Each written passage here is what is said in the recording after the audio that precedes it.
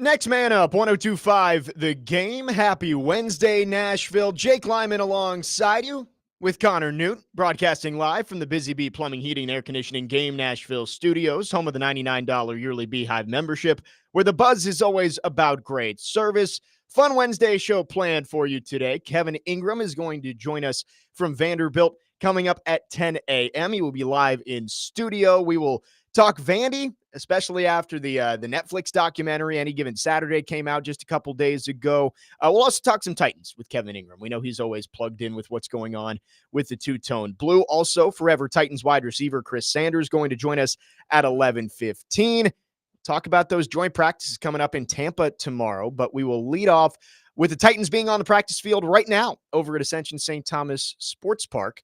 Titans took a couple of days. They did a walkthrough yesterday, but a couple of days off from pads. Going to be very interesting to see the results from Cam Ward today. Ward coming off a tough practice. I believe they said he was 5 of 13 in team drills on Sunday. After a good practice on Saturday, Callahan did say that he thinks Ward has taken a step forward in the last couple of days, getting out of it a little bit. So we'll see. We will continue to update you on any news that comes out of Titans practice today. Connor Newt, how are you this morning? I'm good. TD yesterday sent me home with a lot of homework. So really, I've done some musical research on what he sent me home with, and I'm prepared and widened my horizons of music from him. See, I'm excited. I was out there at MTSU, which was awesome yesterday, but I am excited for next. Damn right it was. It was great. Had so much fun talking to Nick Vattiato and Derek Mason, getting to see everything that's going on down there in Murfreesboro. But I am excited for next Tuesday when it's all of us in studio. You, me, and TD. Those TD Tuesdays going to be fun. Every Tuesday on the program, we will have Teron Davenport with us. So the Titans are back on the practice field today. Big news yesterday, maybe not big news, medium news. Quandre Diggs re-signs with the Titans after playing sparingly with them last year. He comes back after recovering from his injury. He is Cam Ward's cousin. So I know the thought is, I don't want to say Nepo baby, because Quandre Diggs has actually been like a really good player in his career. Like he's that's a solid safety. Great. Like Jay. he's a good player, and that's definitely not what I'm trying to say. But you wonder if part of the reason they brought him back is because of his familiarity with Cam Ward, and he can kind of be that big brother for him in the locker room, at least throughout training camp in the preseason. I mean, you have to think he'll make the roster. Like, this isn't a depth move. This isn't a guy that they bring in just for a camp body. I think he will be on the roster. I think you'll see in the backfield Amani Hooker and Quandre Diggs again while they try to bring on Kevin Winston along, who is out of practice today. I don't know if you heard that, yes. But he's battling something. Well, and that's what, like, it's weird. They said it was just rest and making sure that he's okay, but, you know, it is strange after 2 days out of pads that he's still not ready. Good news, though. Brian Callahan did say Tavondre Sweat will be back at practice today. I think that is important to have him back, especially for the joint practices tomorrow. Like, you want to see what Jeffrey Simmons and Tavondre Sweat look like up front, because that's probably the best position group the Titans have. Safety, I think you could argue, would be up there too. Yeah. Hooker and Woods are probably your starters, and then you've got Winston and Diggs and Mike Brown. So safety and defensive tackle, but I'd like to see what those two big guys out there can do. I completely forgot about Xavier Woods. Right. Like, and I mean, he had a decent amount of picks last year for Carolina. Like, he's a ball hawk out there. I'm excited to see what he does in his first season with the Titans. I know everybody is going to be waiting for the Cam Ward report coming up whenever practice ends, because that's all anybody cares about right now is, how did Cam Ward look today? I think this is a really important practice for him. And we talked about this with TD. You had a couple of days away where you're out of pads and you can kind of just reset yourself. But I'd really like to see some reports that Cam Ward looked good, looked confident heading into this joint practice, because if you take another tough day, I know that he says he's 10 out of 10 confident, and TD said yesterday that he hasn't lost a single bit of that, but it's got to be hard if you're getting knocked around over and over and over to go into your first experience playing against another team in a joint practice in a new environment and actually have confidence that you're going to be able to turn it around in that environment when you haven't been able to do it on your own home practice field. So I think this is an important practice, and I'm excited to see what Cam Ward does today. It's an important practice, but I think you are like me today in that you're not sitting on Twitter and just refresh. I got to see how Cam Ward looks. Now, tomorrow, I probably will be, because I want to see what Cam Ward looks like against a good defense in Tampa Bay. And you guys talked about it yesterday. These joint practices, I think, are pivotal for him. You want to see how he looks against another NFL defense that isn't your own. Right. You want to see how he can maintain his confidence against that. You want to see if he's making the right reads. I know he struggles with throwing across the middle, and TD hit on this a lot yesterday too. The middle is a lot tighter in the NFL because something about the field, I think, is shorter. You don't have as wide a margin. The hashes are closer together. Yes, the hashes are close together. That's such a simple explanation for such a hard thing I was trying to reach for. But anyways, the hashes are closer together, so it makes it harder to read across the middle. You kind of want to see, and that's Cam Ward's thing. He did that a lot in college with Restrepo and Arroyo. You kind of want to see how he figures that out. Is he picked off by a lot better defense than what you have? But it's pivotal for him this week. This weekend, Brian Callahan alluded to he will play, not much, but maybe a series or two, which is less than I would have wanted, but that's okay. But it is a pivotal week for him. You want to see how he looks. Yeah, Brian Callahan said that starters will play in all 3 preseason games, and he said Cam Ward probably a series or 2 this week. I would guess it's probably the same against Atlanta because you're doing 2 joint practices with them. I said it yesterday. I think that Vikings game is when you try and stretch him out for a full quarter. Again, it depends on, you got to feel it out. And if he looks confident after a drive or 2, maybe you pull the plug. But I think that's when you can maybe get him increased preseason reps. Do want to mention the, and actually Ben on our text line driven by WilsonCountyHyundai.com asks, has Diggs been a part of Cam's life in that space? Most people never see their cousins. I believe he has. I'm not 100% sure, but I do remember when the Titans were going through the draft process, Quandre Diggs was advocating for the Titans to draft Cam Ward. And I don't know if it's like they grew up together, but I think they at least have a decent relationship. And we did say during the offseason that you bring Cam Ward in, you'd like to get Restrepo or Quandre Diggs to kind of just be that guy he can have on his side. Now you've got both of them. I don't think you're going to keep both. Restrepo's not going to stick around very long, I don't think. But you do have both of them. And I don't think Diggs is going to be an impact player for this team this year. Like, he's probably going to be a guy who, maybe has a couple of packages where you put him in if he is your 4th safety, but he can be a locker room presence. Also has familiarity with Tyler Lockett. They played together in Seattle.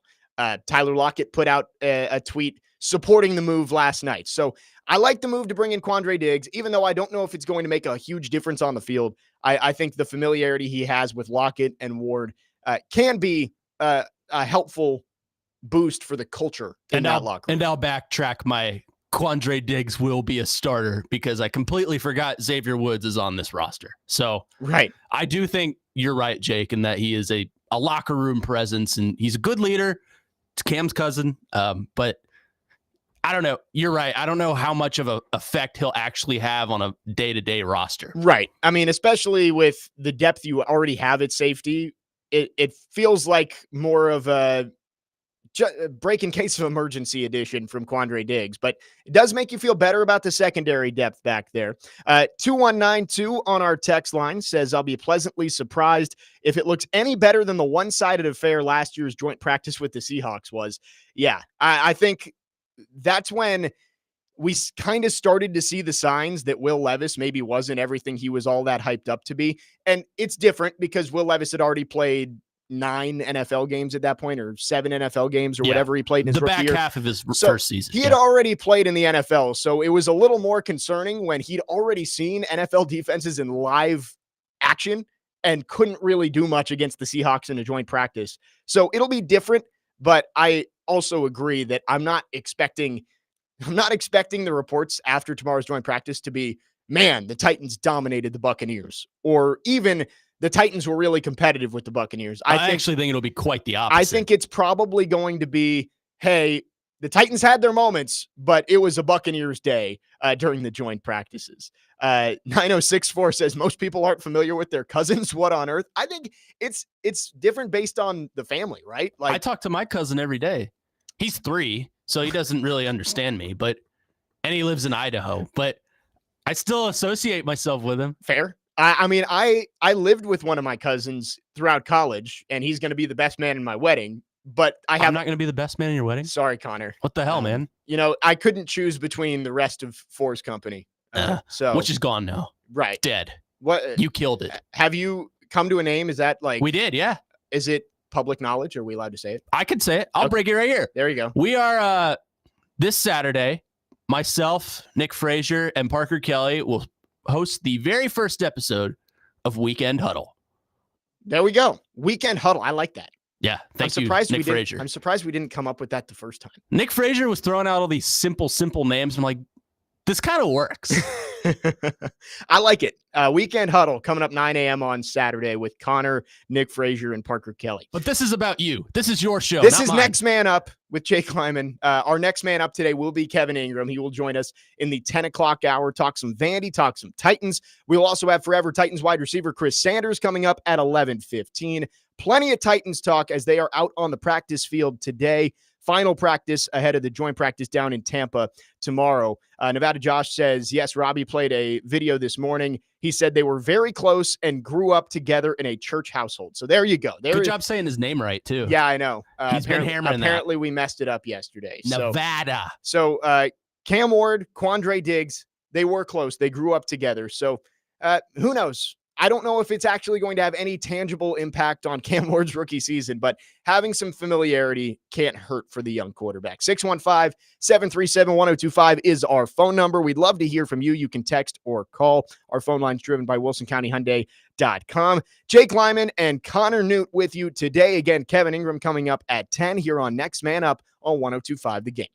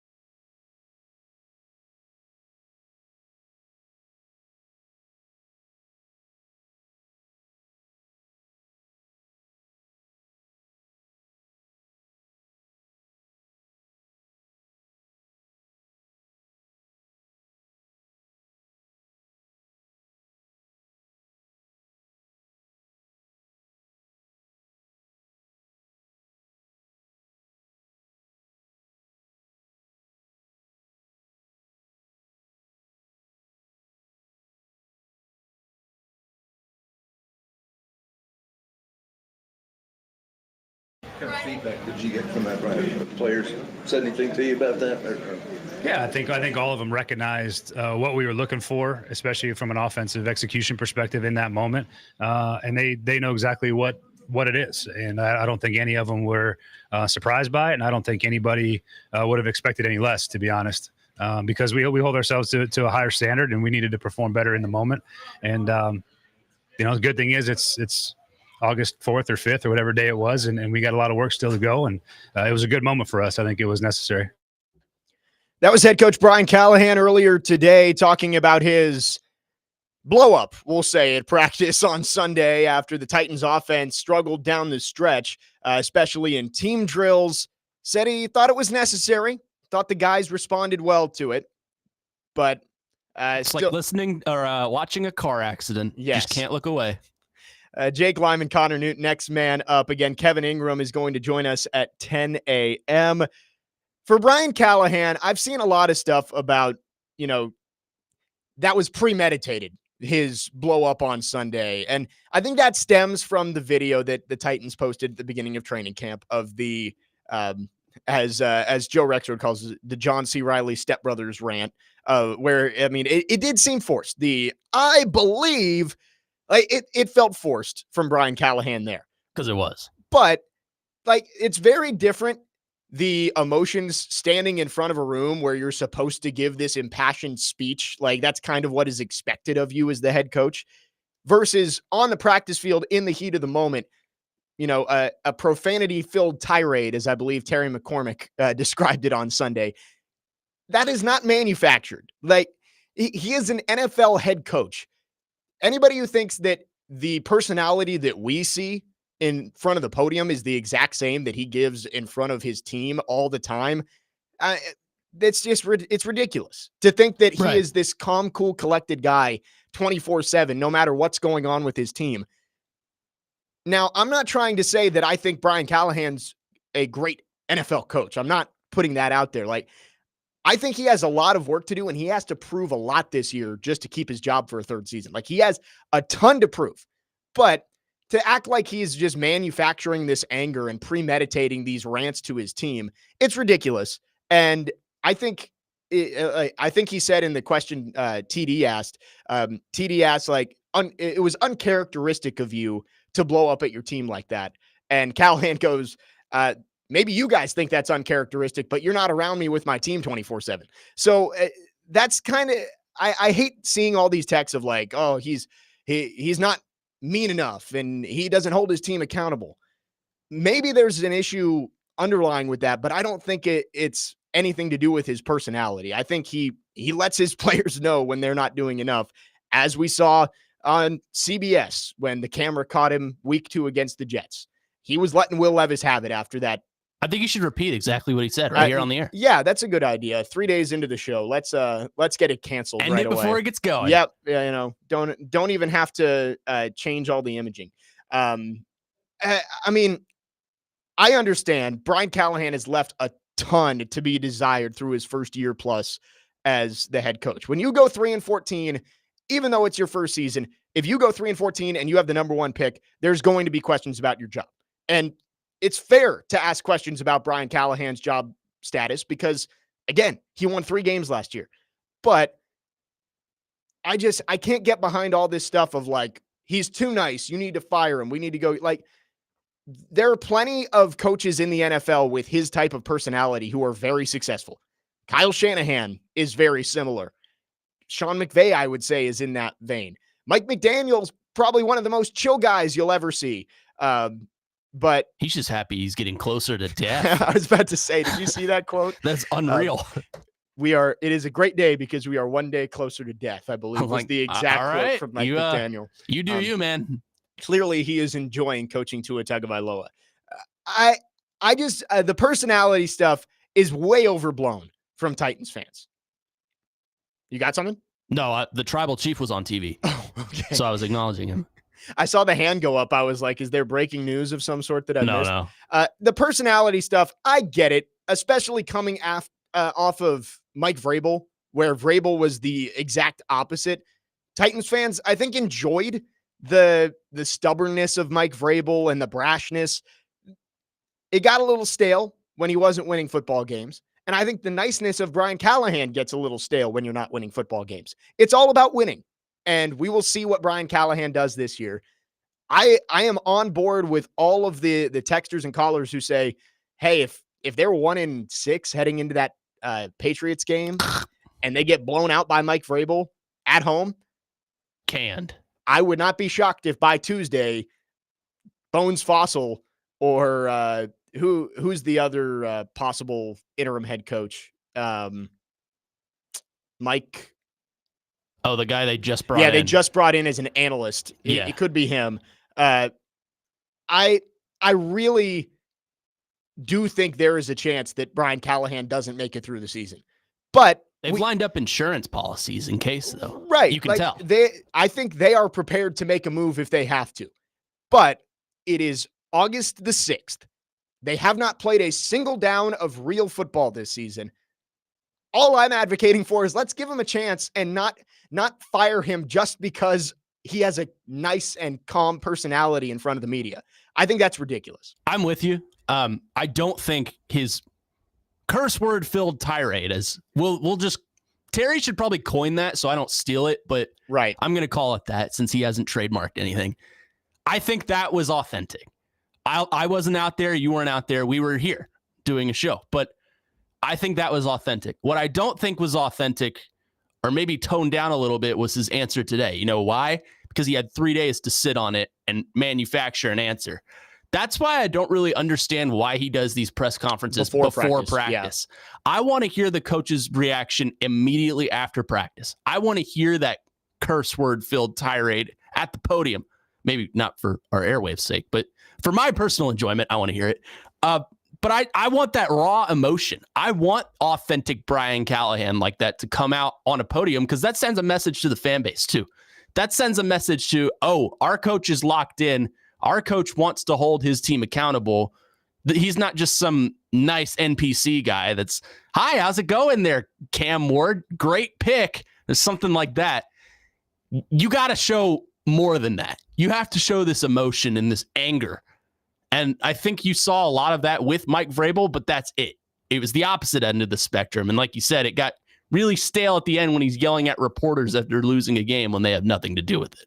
Yeah, and it made sense. Amy, as most decision makers are prone to do, if you don't like the way one person's doing a job, you're going to choose someone with a completely different personality. That's what she did. She picked the nice guy because Vrabel was not the nice guy. That's every coach. The Predators did it as well. They had John Hines, who was a quiet, mild-mannered, a little bit tempered, defensive-minded coach. They fire him and bring him Andrew Brunette, who is also quiet and mild-mannered, but he's an offensive guru, quote unquote. And same thing with the Titans. Vrabel was a defensive coordinator, but I don't know how he was never really involved with the defense. I don't think it was more just leader of men from Mike Vrabel. And you bring in the guy who actually knows how to call plays. And I've said it before. I thought Callahan's play calling last year was fine. I wasn't having Terry Robisky flashbacks or Todd Downing flashbacks watching the play calling. I thought it was fine. I think what Brian Callahan really needed to learn in his offseason was how to do it all and how to be a good CEO head coach while also being the offensive coordinator. The analyst's name is Mike McCoy, by the way. Mike McCoy, yes. That I believe it was Paul Kaharski who mentioned him as a possible answer if there was a change made mid-season. 8566 on our text line driven by WilsonCountyHyundai.com says Kyle Shanahan got a pass for his first 2 seasons, and now he's shown he's an elite coach. Why doesn't Callahan get the same pass? I think ownership has a lot to do with that. I get confused how everybody is out on Callahan so far. It was a bad season for sure, but Titans fans complain so much about Amy Adams-Strunk being so quick to make a judgment. Why are fans doing the exact same thing? They're quick to make a judgment and want him fired. This team needs stability. Cam Ward needs stability. Obviously, you're not going to keep him just because of stability. You don't keep a coach just for stability's sake when he's not doing a good job. But Titans fans should be rooting for Brian Callahan to do a good job, and it feels like that's not the case. It feels like a lot of people are rooting for him to go 0-5 to start the season and pack his bags. I will play devil's advocate here. What did Brian Callahan do last season to make you truly believe he earned this year? Not a ton. And I would have understood if they cleaned house just to get everybody on the same playing field. I would have understood that. But they gave him another chance, and it was one season. I agree. There wasn't a whole lot to like about the first season. Right.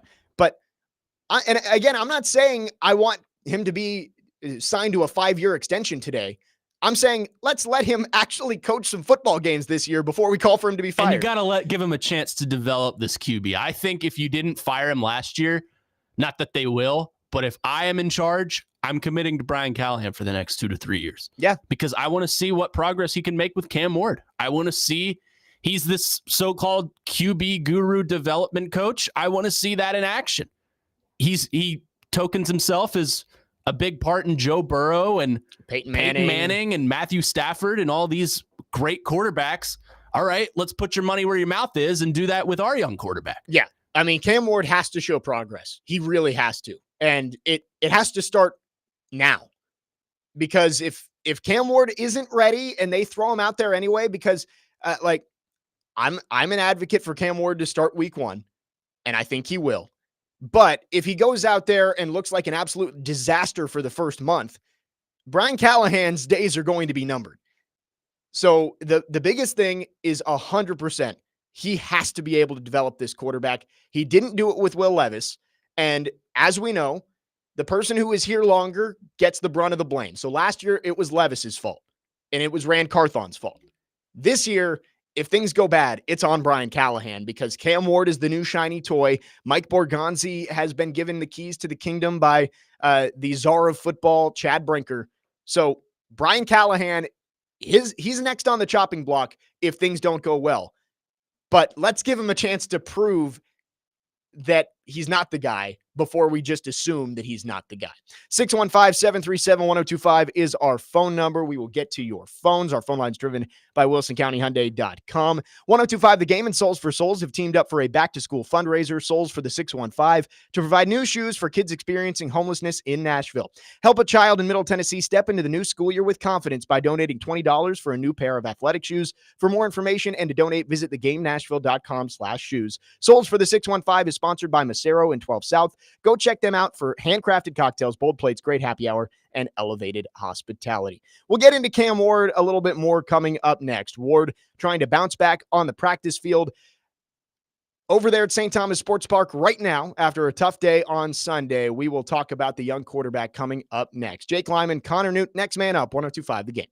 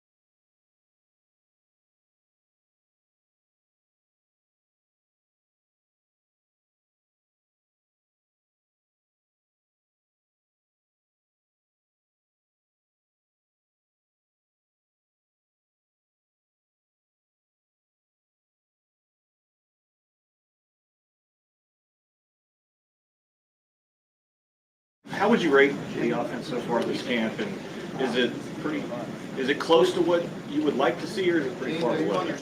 No, I mean we're still striving to get better and hit a certain mark.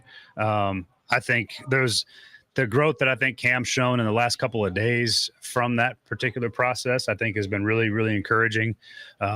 There's a particular way you have to play quarterback in the NFL, and I think he's figuring out how to balance that with how he's played in the past, and we're trying to mesh those styles together for him. And he's done a great job with it. So there's still growth to be had. We're not where we need to be, certainly, but that's the fun part of training camp. And I think as we stack some practices against some different defenses, I think it'll be fun to see where we're at. I feel good about our trajectory, and I feel good about the process that we have going, and we got to keep pushing to perform. That was Brian Callahan this morning talking about his young quarterback, Cam Ward. Had a tough practice on Sunday. Brian Callahan let him know about it. And over the last 2 days, Brian Callahan says he's shown some growth. We will see as we get updates from the practice field today. Jake Lyman, Connor Newt, next man up, 102.5 The Game. Again, Kevin Ingram going to join us in the 10 o'clock hour. Chris Sanders at 11:15. And I believe after practice, we will be talking to Titan safety Amani Hooker. So we'll be fun to get Amani on here and chat after practice wraps up. Just some thoughts on Cam Ward. And actually, we do have an update from practice. Oh, good. Kerry McCormick says that Cam Ward's first red zone full team drill ended with a touchdown to Van Jefferson. So it's storm that field, baby. There we go. It's over. Alert the presses. Cam Ward is a franchise quarterback. He is the savior. And that's kind of how it's gone over the last couple of weeks with Cam Ward. One good practice. He is the savior. He's going to turn this team around. Get ready to play in the parade. And then one bad practice, and it's everyone needs to be fired. Cam Ward should start on the bench. It's just the life of being in the NFL, I guess, and being the number one overall pick. Everything you do is going to be overanalyzed.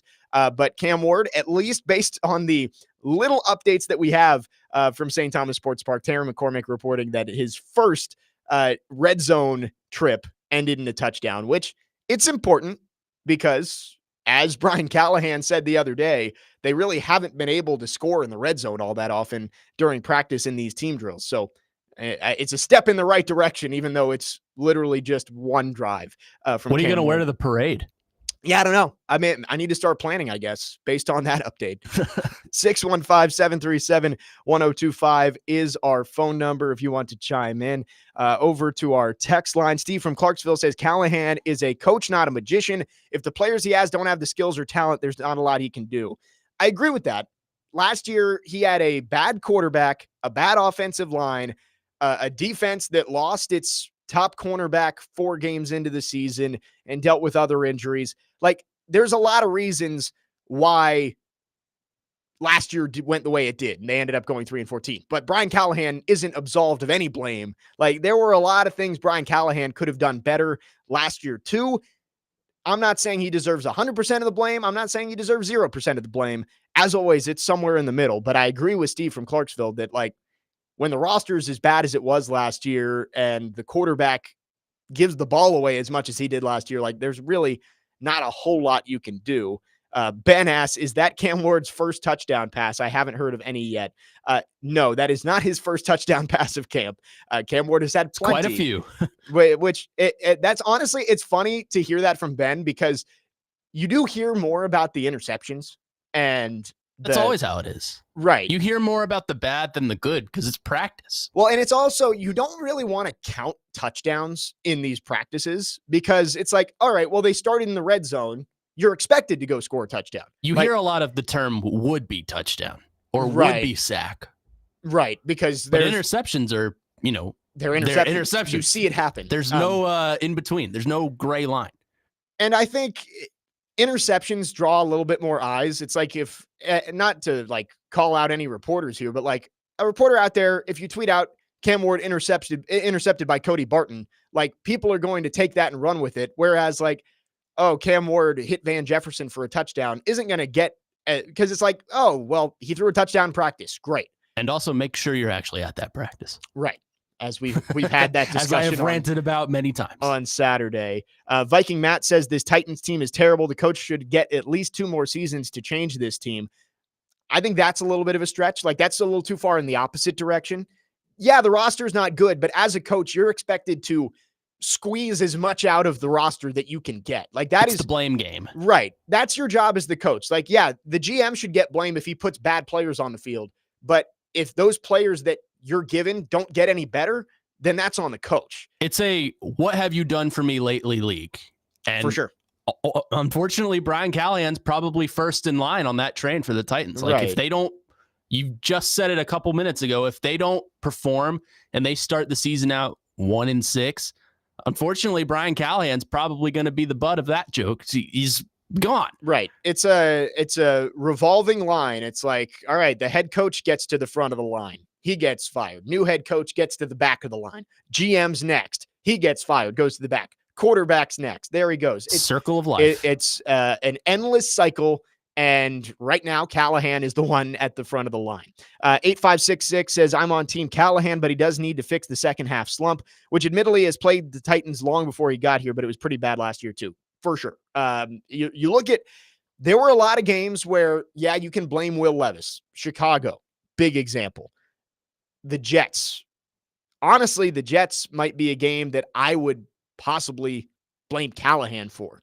Like, was that the one where they were punting on 4th and then the crowd booed? Right. And he thought they were booing him, but I think they were actually booing the offense. And then they ran the offense back out there or something. And didn't get it. Right. Yeah. Like, maybe that wasn't the game, but there were moments like that where it's like, all right, Callahan might be a little in over his head, but he's going into year 2. You hope that it is going to be better. 615-737-1025 is our phone number. If you want to chime in, our phone line's driven by WilsonCountyHyundai.com. Again, Kevin Ingram going to join us coming up at 10 o'clock. We are hoping to get Titans safety Amani Hooker after practice. Might be both at the same time. Maybe Kevin will come in and help us out with the interview there. And also forever Titans wide receiver Chris Sanders coming up at 11:15. Let's quickly go to our phone lines driven by WilsonCountyHyundai.com. Adam in Portland is on the line. Adam, good morning. What you got? Hey, Jake. So I don't think it's a huge deal that he scores touchdowns, but I do think you got to stack good days together. And that, like, because we're going to get momentum I think at the beginning of the season, there's going to be momentum one way or the other.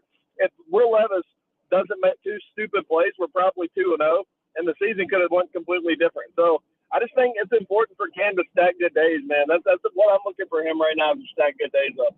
That is a great point, Adam. It's much more about consistency than it is one play at a time. Like, if he has a good day today and a good day tomorrow, that is a huge step in the right direction for Cam Ward heading into his first preseason game. We got another update as we are on Cam Ward practice watch here on Next Man Up. Do you remember DeAndre watch? Yeah. We need Cam Ward watch. Yes. Cam Ward watch is I'm just sitting here on Twitter waiting for more updates. John Glennon says Cam Ward leads a strong 2-minute drive capped by a 9-yard touchdown pass to Lockett in the closing seconds. So, oh my God, he's a Hall of Famer. Get the gold jacket ready. Oh, my God. Get it ready. Send him to Canton right now. 615-737-1025 is the phone number. We will step aside. We'll keep giving you updates from Titans practice. Again, we will hopefully have Amani Hooker calling in after practice to give an update on how today went and much more. Additions to the safety room with Quandre Diggs coming in last night. And also some thoughts on Vanderbilt as we prepare for Kevin Ingram coming up at 10 a.m. Jake Lyman, Connor Newt with you this Wednesday morning here on Next Man Up, 102.5 The Game.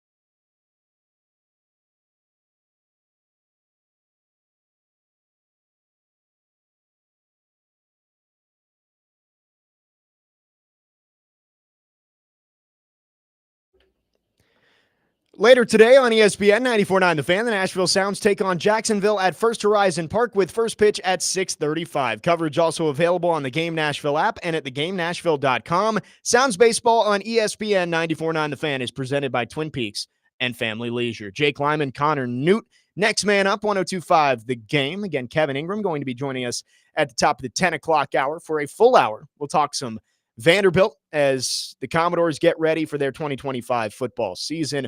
And also Amani Hooker going to call in after practice wraps up over at St. Thomas Sports Park. Speaking of practice, we are getting more updates from Cam Ward's Wednesday. And I think our friend of the program, Paul Kaharski, sums it up perfectly with this tweet. Cam Ward Wednesday, one-on-ones, mid, to use one of Cam Ward's favorite words. Red zone, bad 7-on-7, better team, touchdown to Jefferson. 2-minute, good. Hashtag Titans. Great tweet from Paul Karski. So we have no idea what kind of a player he is. Yeah. So the one-on-ones were mid. The red zone was bad, apparently, but got better towards the end. And from everything I'm seeing, apparently the 2-minute drill was the best Cam Ward has looked so far. That's good. So all the reports right now is that Cam Ward is having a better day. How good, we don't really know. We're not out there. But the reports right now, Cam Ward having a better day today after a tough go of it on Sunday. I believe the reports were 5 of 13 in team drills. So Yikes. Not great. And a couple of dropped interceptions in there. One from Amani Hooker, who, again, we hope will be calling in shortly after practice wraps up. 615-737-1025 is the phone number.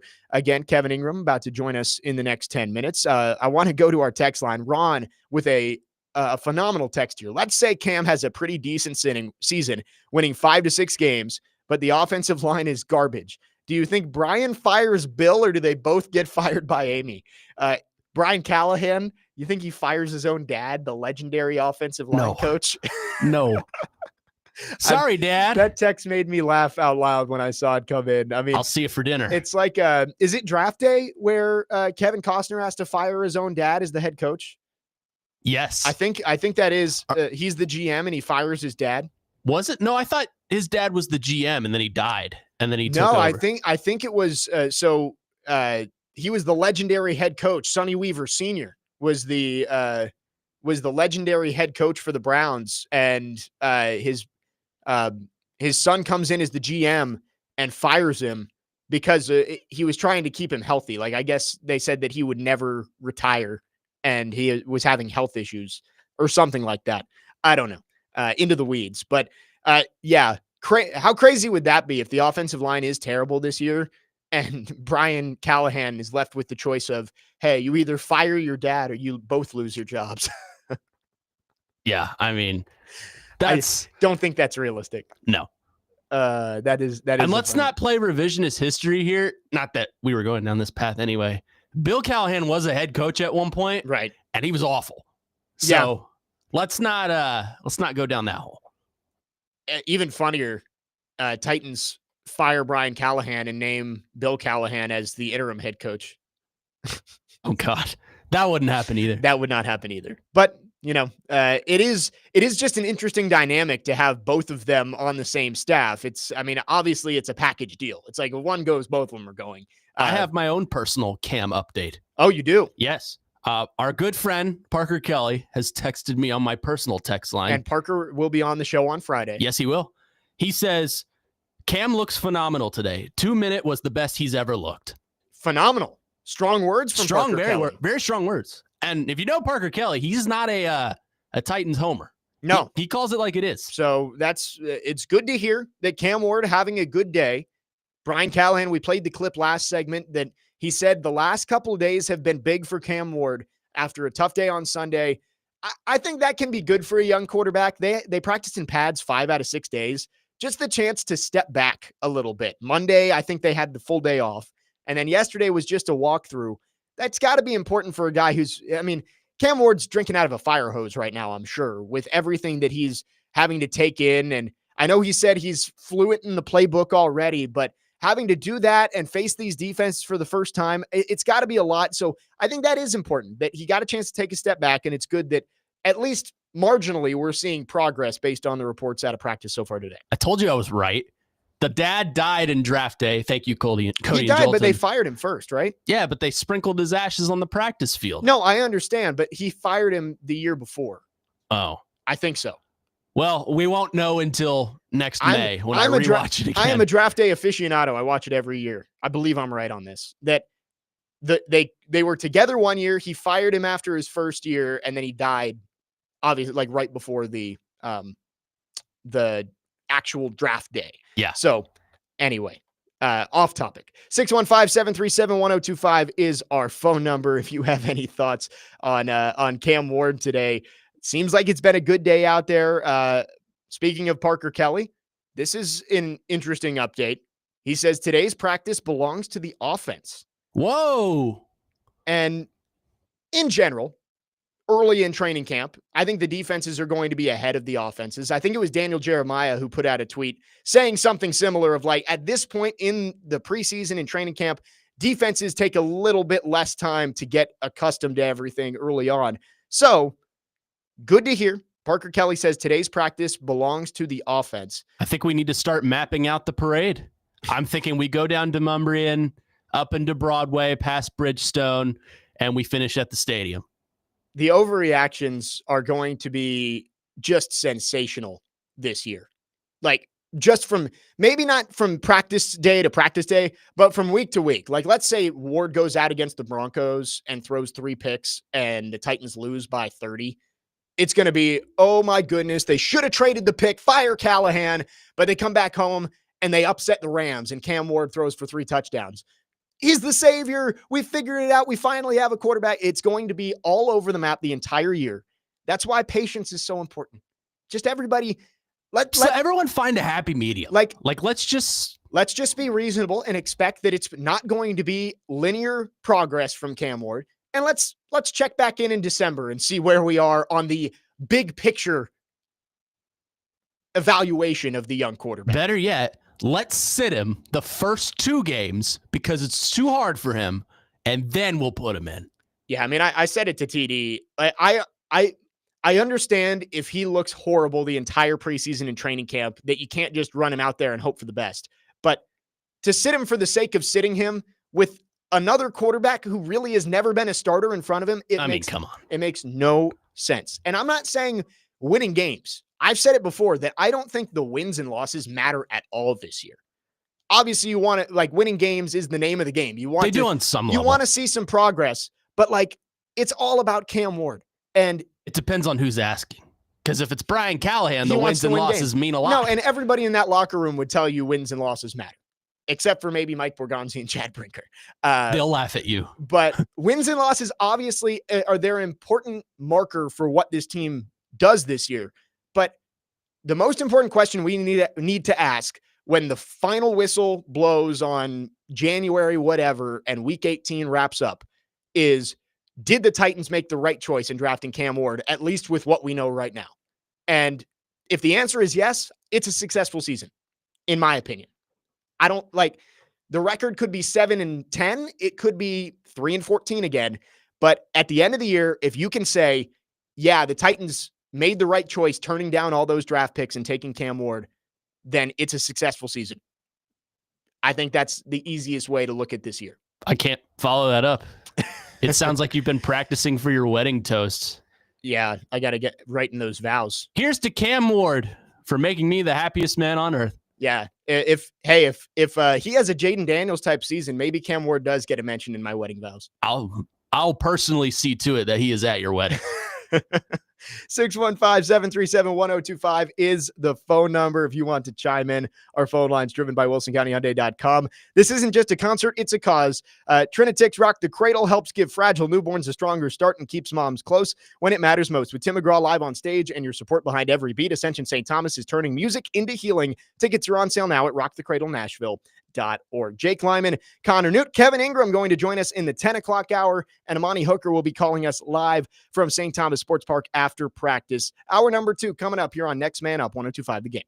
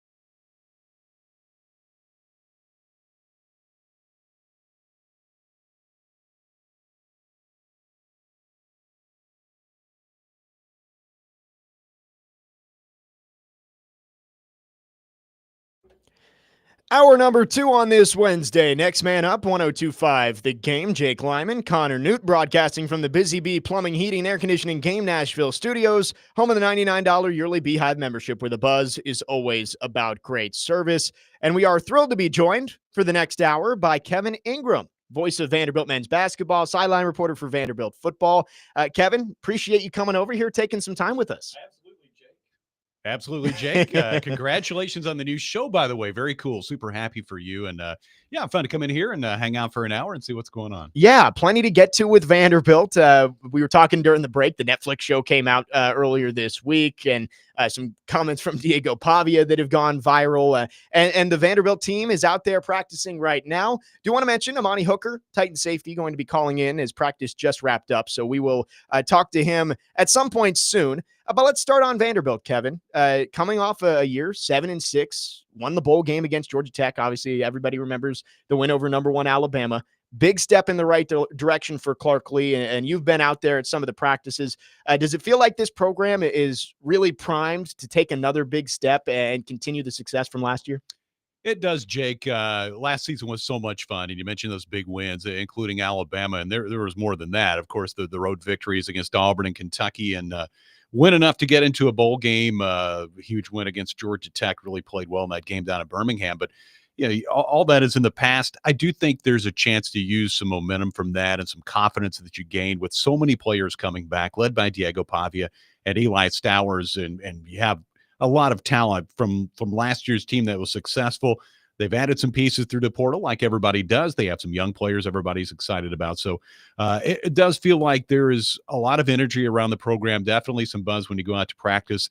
They went in pads for the first time yesterday. They were inside the stadium, and that always ramps up the intensity. And it's really fun to watch those scrimmage periods where you go 11 on 11 in full pads. I mean, that's feels more like what you're going to see in a game condition. Yeah, and you mentioned Diego Pavia. I feel like the impact of him returning and getting this extra year of eligibility just can't be overstated, because it could be difficult to keep that lightning in a bottle you got last year if you lose that quarterback who was such a big part of it. And, I was talking with Joe Rexroad before at the end of his show of like, it's going to be tough whenever you have to replace Diego Pavia to find somebody who can run that system the way he did and who can bring the energy the way he has. So getting him back for another year, it feels like what he does can seep down through everybody else, and you can really capture that for a long time moving forward. Yeah, everybody definitely feeds off the energy and attitude and confidence of Diego Pavia. And you talk about coming up with somebody to replace him, very difficult for a whole season. But I think you're also going to have somebody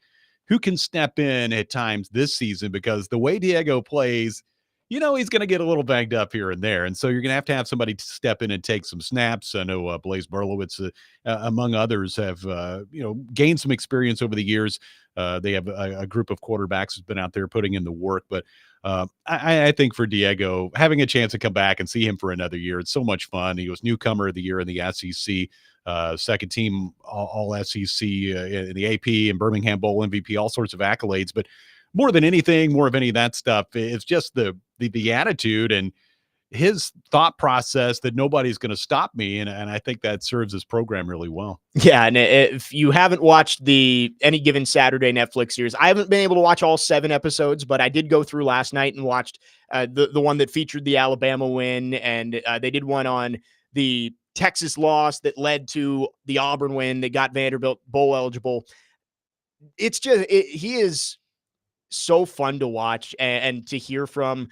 Obviously, he put some bulletin board material out there for Tennessee for the second time this offseason, but it is palpable, the energy that he brings. And to hear the reports this week that he was playing on a torn hamstring late in the season too, it's like you could tell in the South Carolina game and LSU and Tennessee that maybe he wasn't quite as dynamic, and you could tell that maybe he wasn't 100% healthy. But just having him out on the field, even not at 100%, sure, and the smartness and the intangibles, the decision-making, that just makes such a huge difference for Vanderbilt. Yeah, no doubt about it. And 75% or whatever of Diego Pavia is a whole lot better than a lot of folks are going to have.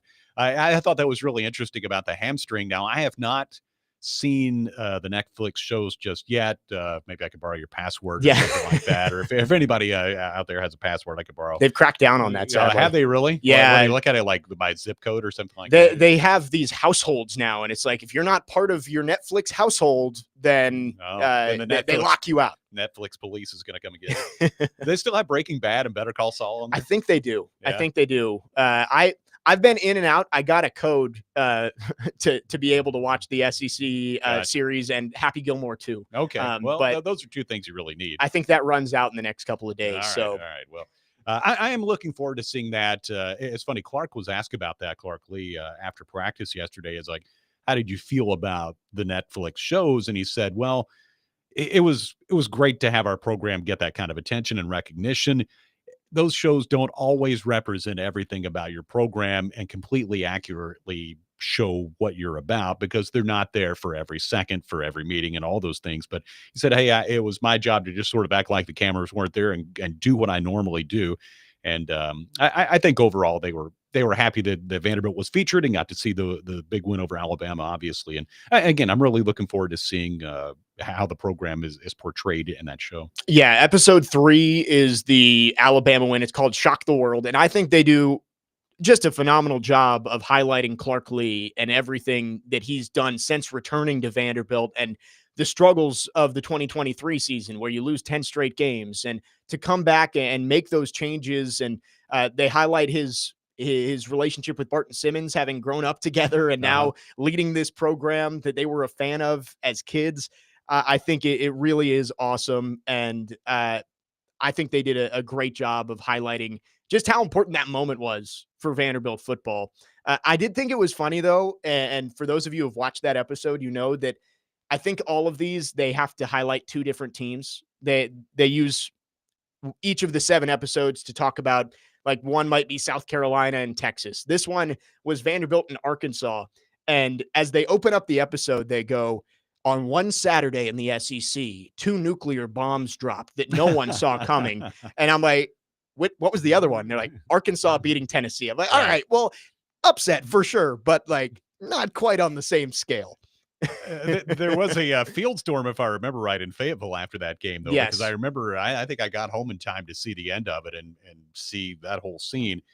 But yeah, those are 2 pretty colossal wins over teams that are obviously ranked really high and ended up either making the playoff or close to it anyway. But yeah, that Saturday is something I don't think anybody who was there or watched it or had any connection will forget that anytime soon. One of the things that, and I was looking at this when I was at the stadium yesterday, is looking at that opening in the, I guess it would be the northwest corner of the stadium and trying to figure out how they got the goalpost out of there.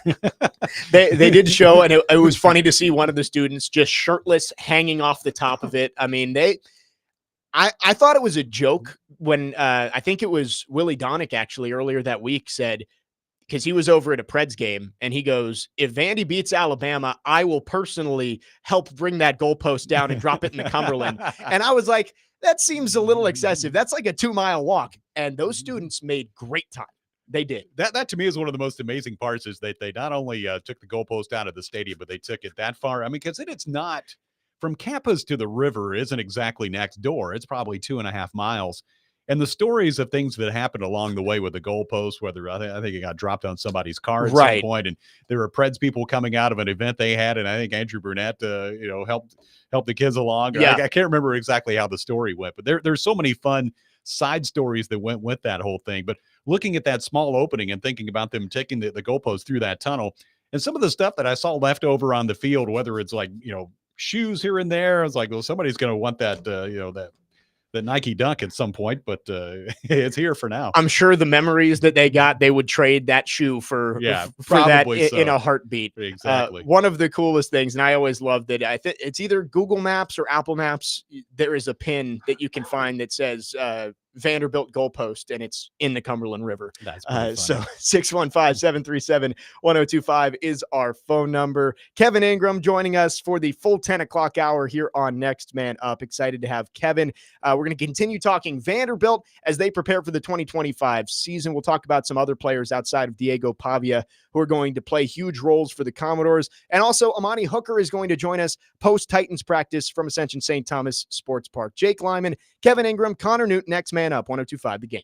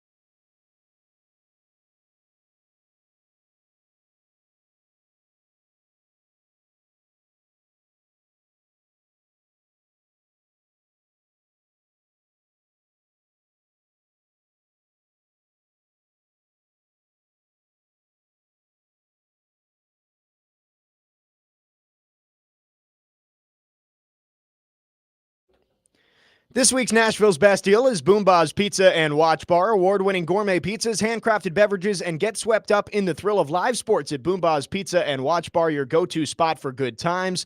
Boomba's has locations in Nashville, Spring Hill, and Murfreesboro, so get half off a $30 gift card now while supplies last at thegamenashville.com. vandy.com/deals. Jake Lyman, Connor Newt, next man up, and joined today by Kevin Ingram for the full 10 o'clock hour, talking some Vanderbilt football. Commodores are just 24 days away from starting their new season against Charleston Southern at First Bank Stadium. Again, Amani Hooker planning to join us post-practice as they have wrapped up over there at St. Thomas Sports Park. By all accounts, a good day for Cam Ward, and we will talk more about the young quarterback later. Kevin, we talked about Diego Pavia in the last segment, but even though he gets all the headlines, there are a lot of really good players coming back and coming in through the transfer portal on this Vandy team. Eli Stowers is definitely one of the guys that everyone needs to keep an eye on. Chance for him to be the first round pick for Vandy in 15 years, right around there, if he gets selected on the first night next year.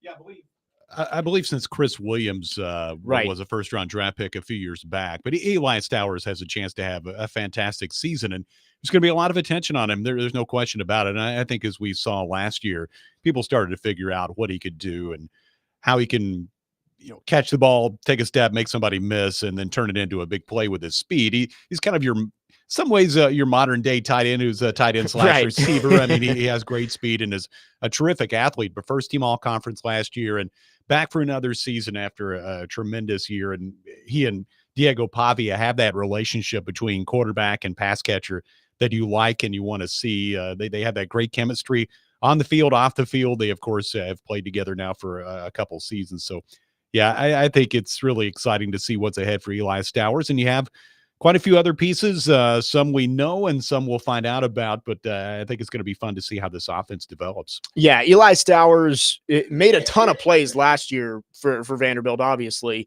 And not to go back to the Netflix show again, but they did show their roommates, Diego Pavia and Eli Stowers. And Eli seems like this just mild-mannered guy, like not, pretty chill, level-headed. But it just fits well with Diego Pavia. And the way Eli Stowers said it, he's like, I need Diego just as much as Diego needs me. It's like those guys, they're two peas in a pod. And I'm excited to see what Eli does this year. Yeah, maybe they balance each other out a little bit. Right. Diego with his energy and Eli with his kind of calm demeanor and sort of, I don't know if stoic is the right word, but definitely different personalities with he and Diego. The player I'm most excited to see this year, and we got to chat with him a little bit at SEC kickoff last month, is Martell Height. And you don't want to make the comparison to Travis Hunter, but that's the guy that we've seen most recently playing both ways. And it was funny. Martell actually told us that they grew up in the same area, played against each other in high school. So Martell knows Travis Hunter, and this year he is going to play both ways. I think mostly at cornerback. They'll put him in on offense as a receiver. And we saw last year how dynamic he can be in the return game. So I can't wait to see Martell Height and see maybe if he starts to get some national attention for what he's going to be doing playing in all three phases. Yeah, I'll be interested to see how it all works out. And he's putting in the work on both sides of the football, really, in all three phases of the game. But definitely at receiver, of course, I'd played receiver in high school, as you described. It was fun to talk to him about playing against Travis Hunter. And he pulls out his phone and he pulls up some videos from different plays when they faced off. Good plays for him. Things that didn't go his way when Travis Hunter got the best of him. But I thought that was really fun to see that dynamic. But we know what he can do, certainly as a cornerback, and that's an area where you want to see some guys take a step forward for this Vanderbilt defense. We definitely know what he can do as a return man. I mean, he was all conference in that department as a return specialist last year. And in some games that maybe weren't even high-scoring games, he made big plays that changed the game. You talked about that game at Auburn when Vanderbilt clinched bowl eligibility. Some of his returns made a huge difference in Vanderbilt's victory that day. So I think the junior from Rome, Georgia, is poised to have a really exciting season. And I just want to see how it's all going to work, because it is a lot for a guy to not only be a cornerback and return man, but to then add that other dimension and play receiver. I'll be interested to see just, how he holds up, how it works for him, what kind of impact he can have on the offense, even if he can just, make a couple of catches here and there and make somebody miss, because, he's got the burner speed. He can just blow past people. But I think he has a chance to make an impact on offense. Right. I don't know if Travis Hunter is a great comparison playing every snap on both sides of the ball, but like maybe what we saw with Adoree Jackson when he first came to the Titans, of he's going to be a cornerback, and then there will be some packages where we put him in there and see if he can make a play for us on the offensive side of the ball. We are going to go to our phone lines driven by WilsonCountyHyundai.com right now as a special guest joins us after Titans practice from St. Thomas Sports Park. It is Titans rookie wide receiver Alec Iamaner joining us. Alec, appreciate you taking some time with us and happy to have you on. Hello. Hey, Alec, you got us? Yeah, I got you now. Perfect. Thanks for taking some time with us. By all accounts, seems like it was a solid day for the defense for the offense out there. How are you feeling after a couple days out of the pads to get back out on the practice field?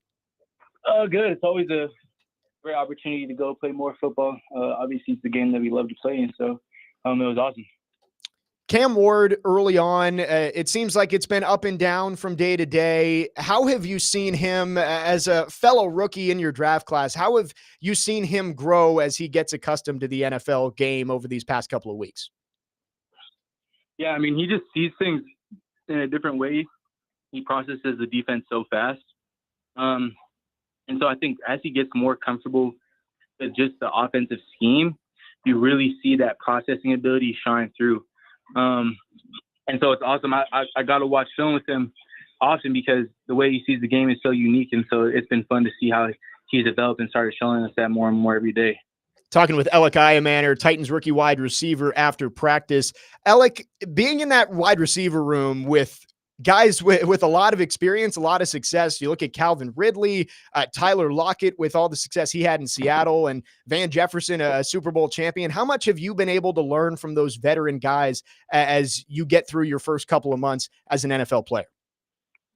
Yes, I think the great thing about all those guys you just mentioned is that they're super willing to tell me about their experiences and what they see when I'm on the field. Like, they don't just sit on the sideline and do whatever while we're taking reps. They watch us and they coach us up right after. And so I've really been able to learn a lot from them. Alec, when you think about making the transition from college football to playing in the NFL, people talk about, the difference in speed. And you played at a really high level in college football. What have you noticed that's different about playing at this level and against this level of competition? I think the biggest difference for me has been the quarterbacks. They see the field very fast. And so as soon as the space is there, you better be expecting the ball. And so it's been something that you have to adjust to through the first couple of days. But once you get used to it, it's awesome because, like I said, when you're open, the ball's coming. You guys will head down to Florida, no practice against Tampa Bay, and then play a preseason game. How much do you look forward to facing off against somebody different? Yeah, it's always a great opportunity. It's what you play the game for. So I'm very excited. Alec, you mentioned the preseason game. It's preseason. It's not regular season, but first time you get to go put on the Titans uniform and go play in an NFL stadium. Is there going to be any pregame jitters as you go out there for the first time? I don't know. I guess I'll have to see. I mean, I'm sure there'll be some. That's natural. Yeah, I mean, it happens even in college. As I played my 24th game, I was probably still a little bit nervous before the game. So it's something that it should be natural, nothing that you should really fight against. What are your goals for this year as you step into this offense? I know there's some experience in there, a lot of young guys as well, yourself and Chim Dike and Bryce Oliver. What do you hope to be able to accomplish in your first season with the Titans? Just really leave my all out there. Whatever the role the team gives me, attack it with as much fervor as I can, and make sure that I don't look back with any regret on the effort I put in. Alec, it's been an interesting journey for you, your football journey, hasn't it? I mean, you go from Medicine Hat, Alberta to Stanford, now playing in Nashville. Tell us a little about your background. Yeah, like you said, I'm born and raised in Canada.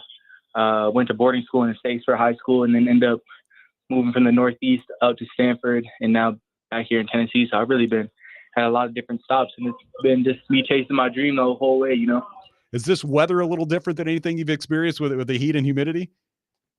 Yeah, it's really humidity. The humidity is a lot different, especially in comparison to NorCal, in the Palo Alto Bay Area. It's just 70 and clear skies every day there with no humidity. Have you enjoyed Nashville so far, Alec? I know it's probably a little different from anything you've ever experienced before. Living in the South, have you found any good food spots? You liking the bars, the live music, all that kind of stuff? I'd say the biggest thing about Nashville is the people. Everybody's so nice here. Really reminds me of how the people treat you in Canada And so it's been very welcoming, something that I've really enjoyed since being here. Well, Alec, we really appreciate you taking some time here after practice and wish you luck as you head down to Tampa and play your first preseason game this weekend. Thank you. I appreciate it. Alec Iamaner, Titans rookie wide receiver, joining us post-practice today. Great stuff from him. I'm excited to see what that guy does in a Titans uniform this year. He's a 4th-round pick, but it's funny. We were just talking about Travis Hunter. He's the guy who got Travis Hunter for the most yards, most touchdowns during his time in college, almost 300 yards in a game a couple years ago. All right, so he's from Medicine Hat, Alberta. Do you know what the connection with one game, 1025, the game host is to Medicine Hat, Alberta? Did Willie Donick maybe play minor league baseball there or something like that? Did he? Wow. Willie Donick played for the Medicine Hat Blue Jays back in the day. In fact, he hit his only career home run for Medicine Hat. I was going to say, I was like, I think he was in the Blue Jays system. I was like, maybe he played a little bit in Canada. Yeah, there we go. There you go. There's the connection. That's so funny. Maybe in another lifetime, Alec Iamaner was at one of Willie Donick's games, and it all comes full circle. I doubt if Alec was born when Willie was playing back then. That's a good point. I didn't mean to date Willie Donick like that. 615-737-1025 is our phone number. Our phone line's driven by WilsonCountyHyundai.com. Great stuff from Alec Iamaner. We appreciate him joining us after practice. Again, by all accounts, possibly the best day of practice for the offense out of Titans training camp. So good to hear from Alec. We will get back to some Vandy stuff on the other side, a couple more players to hit on, and a tough start to the season for this Vanderbilt squad. We will look at that next. Jake Lyman, Kevin Ingram, Connor Newt, next man up, 102.5 The Game.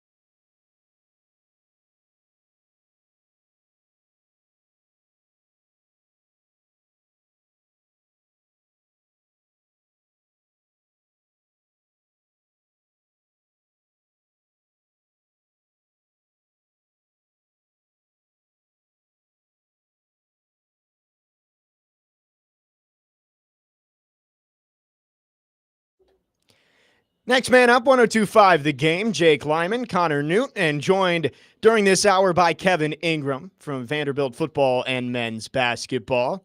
Just a great conversation with Alec Iamaner after Titans practice as he called in talking about a good day for the offense, apparently.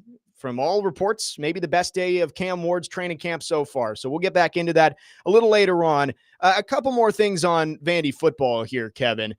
We were talking about some of the players, but and we didn't get to some of the big returners coming back outside of Height and Stowers. On the defensive side of the ball, I think Langston Patterson doesn't get enough credit for what he does. And then a player I'm really excited to see this year in his sophomore year is Glenn Seabrooks on that defensive line. I think this defense has a chance to be a lot better this year. You bring in a transfer, is it Coat from Alabama too? So excited to see what the defensive side of the ball does for Vandy with some of these guys taking the next step. I feel like, Jake, the linebacker core has a chance to really be a strength on this team. You mentioned Langston Patterson, who's now a senior, and that seems crazy. Time goes by really fast, Yep. But he had a good game in the Birmingham Bowl, had 4 tackles and 1.5 sacks. And man, tied his career high 13 tackles against Tennessee in the last regular season game, had 4 games of double-figure stops last season. But he's going to be one of the key guys. Brian Longwell is back for another year. The junior from here in Nashville has been terrific.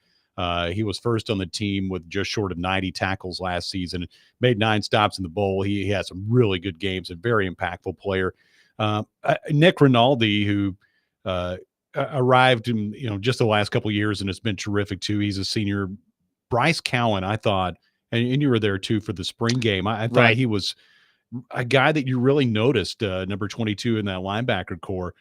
He played quite a bit last season, had a half dozen stops in the game at LSU, but I thought he was really good in the spring, and I expected to see him be a guy who's going to make an impact on this defense. But yeah, you like you say, on all different parts and different position groups, whether it's defense or offense or whatever, you add some guys from the transfer portal that can come in and make an impact. Now, you talk about that sophomore Glenn Seabrooks. He was here last year, and he made some huge plays too. Yeah. And you think about the interception against Virginia Tech in the opening game. I mean, that helped set the stage for the whole season there. But yeah, I think he's another guy who could take a step forward. And we didn't even mention Randon Fontenette, who had the big pick 6 against Alabama, and he's back for another year after transferring in last season. So really excited to see what Vandy does on defense this year. It's a tough start to the season.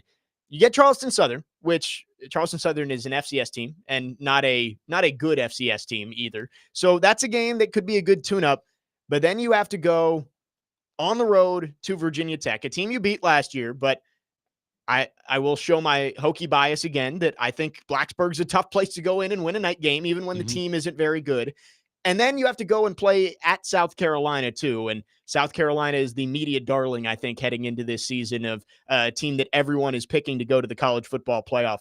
I think if Vandy can get through that stretch and you're 2-1, you feel pretty good coming back home for a couple more non-conference games against Georgia State, Utah State, before getting into the thick of SEC season. Yeah, it is a really difficult schedule. And the non-conference game at Virginia Tech, no matter what they're supposed to be or not supposed to be, I think that's going to be a really tough road game, especially at night.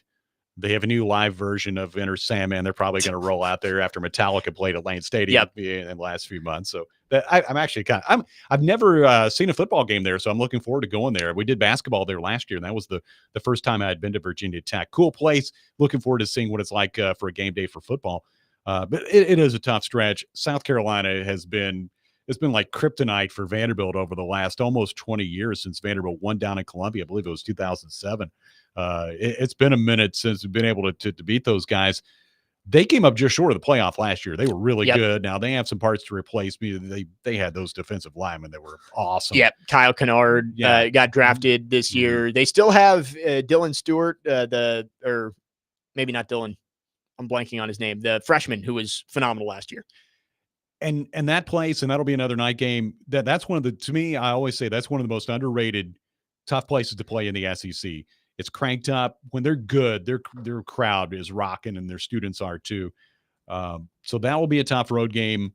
You got to take care of business in your non-conference games and the ones that you're sort of supposed to win before you jump into the SEC. And you look at the SEC schedule, and it's brutal. It really is. It always is. I mean, this team, I think this Vanderbilt team has a chance to be really good, but the schedule is so difficult. And Clark Lee talks about this a lot, that the margins are really thin. And it feels like the margin is going to be really thin this season. I think this team has a chance to be competitive, has a chance to be in every game. But you look at road games. Okay, South Carolina is the first conference road game. You're also going to go to Texas. You're going to go to Alabama. You're going to go to Tennessee. Man, I don't know that anybody plays a tougher collection of road games than what Vanderbilt will see in SEC play. Yeah, I think I saw during SEC kickoffs, they showed the top 10 toughest schedules in the country. All SEC teams, by the way. Yeah. Florida was 1, Vandy was 2. And you mentioned all those road games, not to mention LSU coming to Nashville with an experienced quarterback in Garrett Nussmeier. So it's not easy. And I believe I've said this before, that progress may not be based on more wins this year, but I think you'll see Vanderbilt continue to be competitive in these games. Some of these games are just really hard to win no matter how good you are. Right, exactly. I mean, anybody that goes to Texas is going to have trouble going down there and winning in Austin. I mean, that's just a hard place to go. And you could say that about any of those SEC games I described, whether it's Alabama or Tennessee or South Carolina, Virginia Tech, whatever. Those are tough places to play no matter how good you are. So it is going to be tough. I am excited for you to be down there on the field for Enter Sandman at Virginia Tech. As a lifelong Hokie fan, usually that is the highlight of the day for most people wearing maroon and orange in that stadium. But to be down on the field, I'm sure that's going to be great. I will be traveling to go help Andrew in the booth. So, a good excuse to get back to Blacksburg and go watch what should be a really good game. Yeah, I'm glad I've been there, and I'm sure the weather will be nice. I've heard in the wintertime that place can be a bit chilly. Yes. It was, I want to say it was fine when we went there for basketball last November, but I've heard people around Vanderbilt talk about this game that Vanderbilt played there in the 80s and said that was the coldest Vanderbilt Commodore football game they've ever experienced. And so hopefully it won't be like that when we're there in September. Right. Early September, I think we'll be fine. But yes, those games when you get late November, some of those Virginia games, Thanksgiving weekend, are brutal. 615-737-1025 is our phone number. If you have thoughts, we do have some people on the text line. And we'll get to this in the final segment here with Kevin. I also want to touch on Vanderbilt men's basketball. Kevin, the voice of Vandy men's basketball. We'll look at Mark Byington's squad a little bit, and we'll wrap things up here with Kevin when we come back. Jake Lyman, Kevin Ingram, Connor Newt, next man up, 102.5 The Game.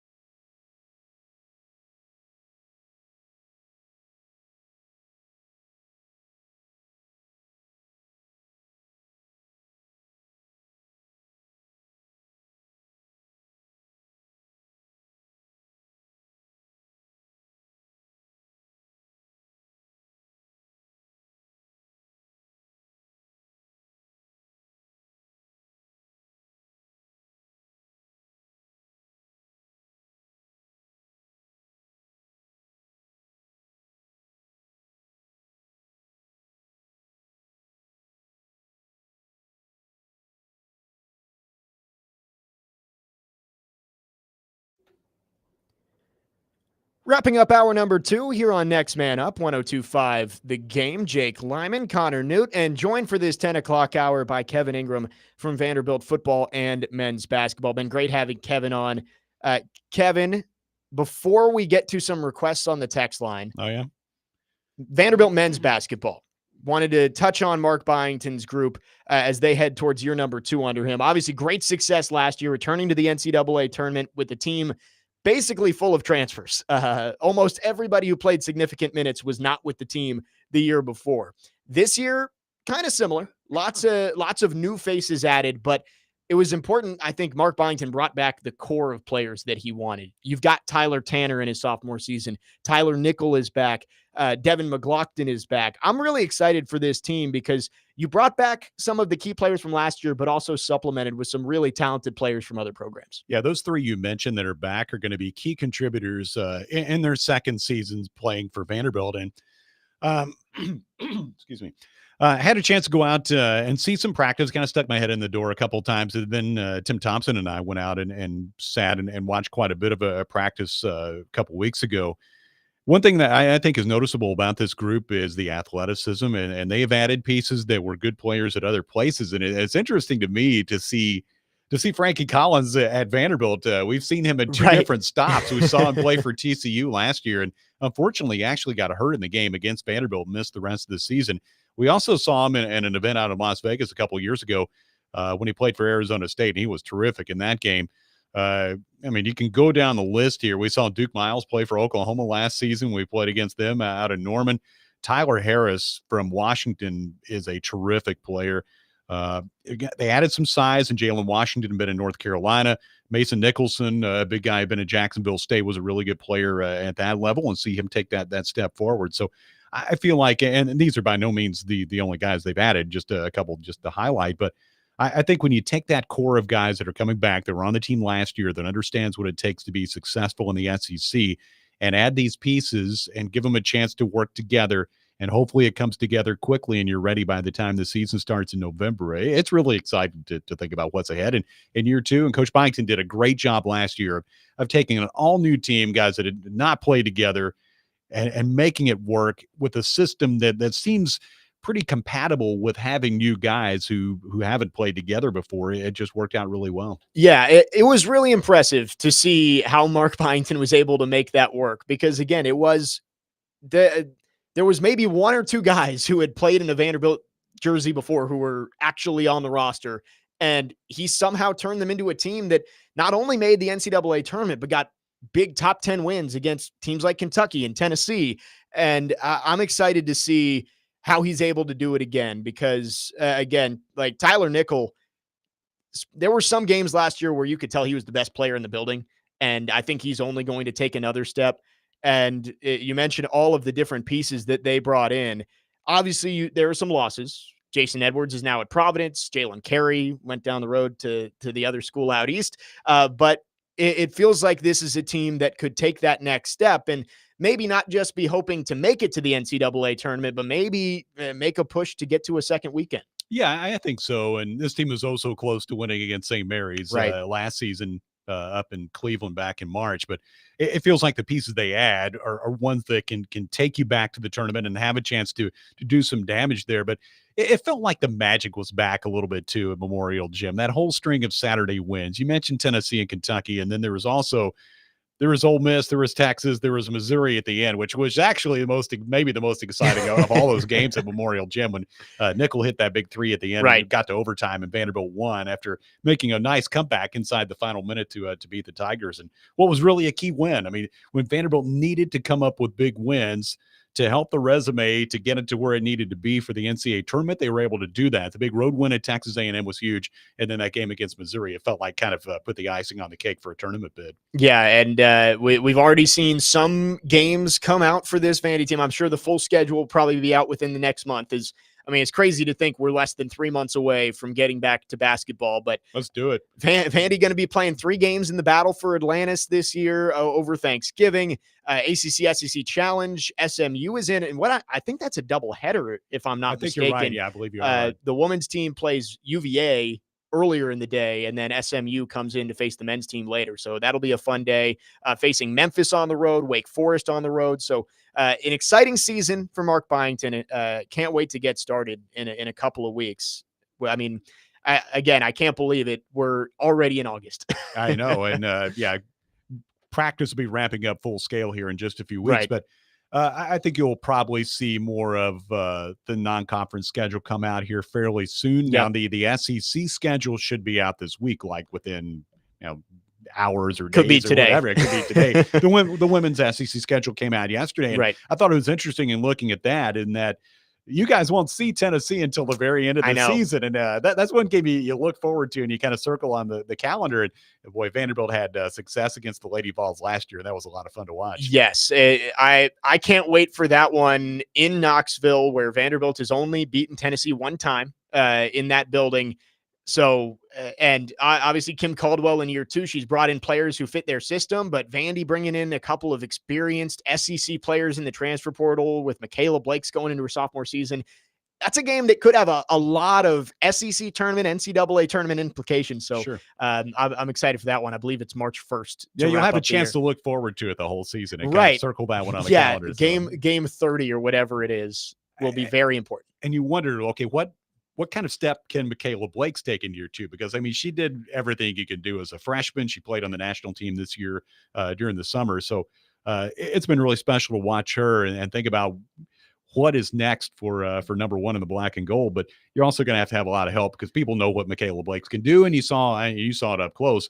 They're going to be really physical with her and make her earn those points. Yes, she did not get a lot of the benefit of the doubt from the officials, and she was getting beat up towards the end of the season there. But you're right. I mean, she played for the national team this offseason. She did the Kelsey Plum dog class, which was a weekend where a bunch of the best college players go and train with Kelsey Plum. She did the 3-on-3 trials. So plenty of growth for Michaela Blakes, and I can't wait to see what she does. Let's quickly go to our phone lines, driven by WilsonCountyHyundai.com. Gator Mike is on the line wanting to chime in. Gator Mike, good morning. Thanks for calling. Hey, what's up, Jake? What's up, Kev? How you doing? Mike, what's going on, man? How are you? So great to hear you on the radio. Of course, obviously with the great Vanderbilt knowledge. Definitely say hi to Boz if you see him for me in the building sometime. Absolutely. Kevin, I know you're a big basketball guy, and of course, what a great year for my Florida Gator basketball team. You know, even finally got the off the schneid against Vanderbilt here in Nashville. You know, usually that's a trap game for us. We usually seem to lose that one in the last minute or so. But yeah, it was definitely exciting this year for the Gator basketball team and all that stuff. But yeah, I really loved the Vandy basketball team, the core and all that stuff, you know, that they seem to be bringing back. And like you said, definitely exciting games down the finish in several of those contests. I mean, it's like you said, that Memorial Magic is definitely back, and just so great to see and hear. And, you know, as a proud Nashvilleian, you know, I love my Gators, but, you know, I always like to pull for Vandy and the other things as well. But just wanted to give a shout out. And, you know, obviously we're looking forward to an exciting time in Gainesville this year. Got a tough schedule for football, but, you know, hopefully DJ Lagway can get us over that hump and maybe sneak into a college football playoff. But always great to hear you, Kev. Let's get together sometime. And Jake, good job as always, buddy. Thanks for the call, Mike. Appreciate it, Mike. Good talking to you, man. I feel good about Mike's Gators this year in football. Like DJ Lagway, I think that guy's legit. So excited to see that. And a big thanks for the call. Kevin, before we let you go, there are some requests on the text line. Oh, boy. We had at least 3, maybe 4, say they need a George Plaster impression before you get out of here. A George Plaster impression. Huh? Do I do one of those? Hey, now listen. You don't think I know what's going on over there at 102.5 The Game? Willie Donick alongside. My name is George Plaster. Let's go to Gator Mike on a car phone.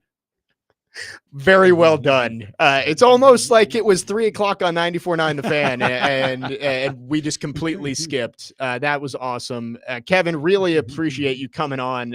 It's been a fun hour talking Vandy, talking Titans, and we'll have to do this again soon. Yeah, anytime, Jake. Again, really a lot of fun to be here, and yeah, anytime, happy to help. And again, congratulations on your success and your show. Yes, and you know, we will be bringing Kevin back as often as he wants to come on. We'll have Andrew Allegretta on as we lead up to Vanderbilt football season, and make sure you listen in August 30th against Charleston Southern. Kevin will be on the sidelines as the Commodores start up their season. So big thanks to Kevin Ingram for coming on. We will step aside. When we come back, we'll give you some more Titans practice updates.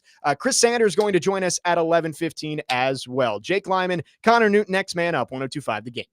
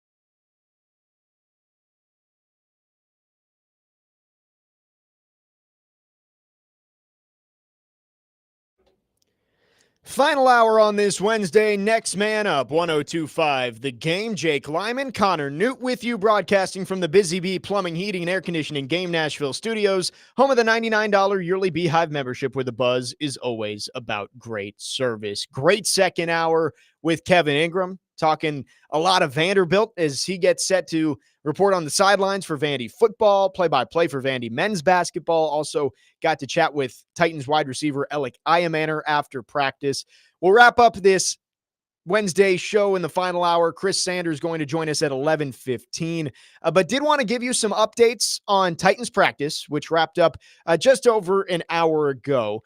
Seems like it was a really good day for the offense. Based on multiple reports, Teron Davenport put out his usual notes of different plays that happen. Ward with touchdowns to Van Jefferson and Alec Iamaner in 7-on-7. The 2-minute drill, 10 plays with a touchdown to Tyler Lockett from 8 yards out in the corner of the end zone. Apparently it was a nice bobbling catch by Tyler Lockett. Tim Boyle also had a couple of touchdowns, one to Xavier Restrepo, one to Matt Landers. Femi Oladejo has won a couple of reps in one-on-one. Overall, I don't know if you could have asked for much more in terms of what we're hearing out of practice after what was, by all accounts, a pretty horrible day for the offense on Sunday. They needed a bounce back before heading down to Tampa, and it seems like that's exactly what they got. Yeah, you're right. They needed a good bounce back, but this practice is good because it seems like it's a good momentum setter for the rest of the week. You want to come into Tampa. Tomorrow's joint practice will provide updates. We're not going to see as much as you would think. Right. But, you need that momentum heading in there. You need to be on your best when going into your first joint practice because you want to see your players at their best. You want to see Cam Ward at his best. Alec Iamaner is a guy I would want to see at his best because he's been all super impressive throughout this training camp, at least when I've seen him. Femi Oladejo, who we keep raving about, apparently he is way ahead of schedule. He's winning reps and one-on-ones. He's looking like an edge rusher you draft in the second round. Yeah. Which is funny how that works. Isn't that weird that you don't draft an injury-prone player and you get results? We haven't gotten results yet. The game has not been played yet. But all this to say, they needed that practice to go their way today.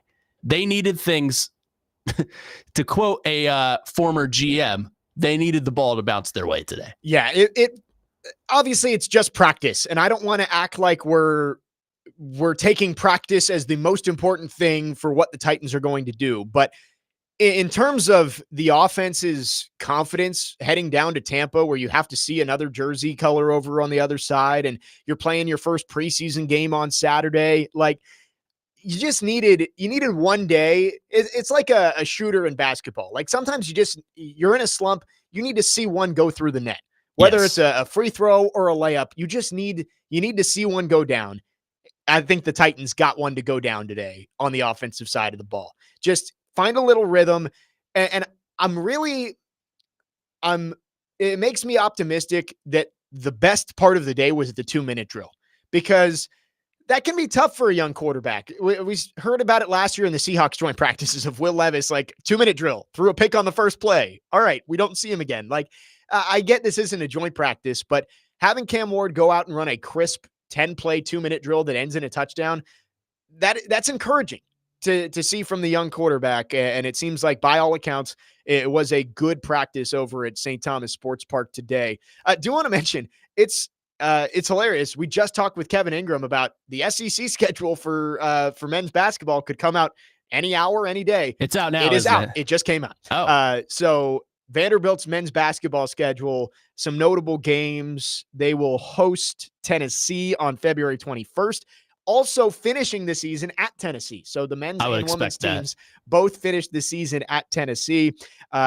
In terms of your Wildcats, Vandy will be visiting Kentucky on February 28th. And Get ready. A month earlier, Kentucky comes to Nashville. They will play either January 27th or 28th. That's usually how it goes. Kentucky comes here first, and then they go there. So Kevin Ingram spoke it into existence that the SEC schedule is now out for men's basketball for the 2025-26 season. So did want to just quickly touch on that.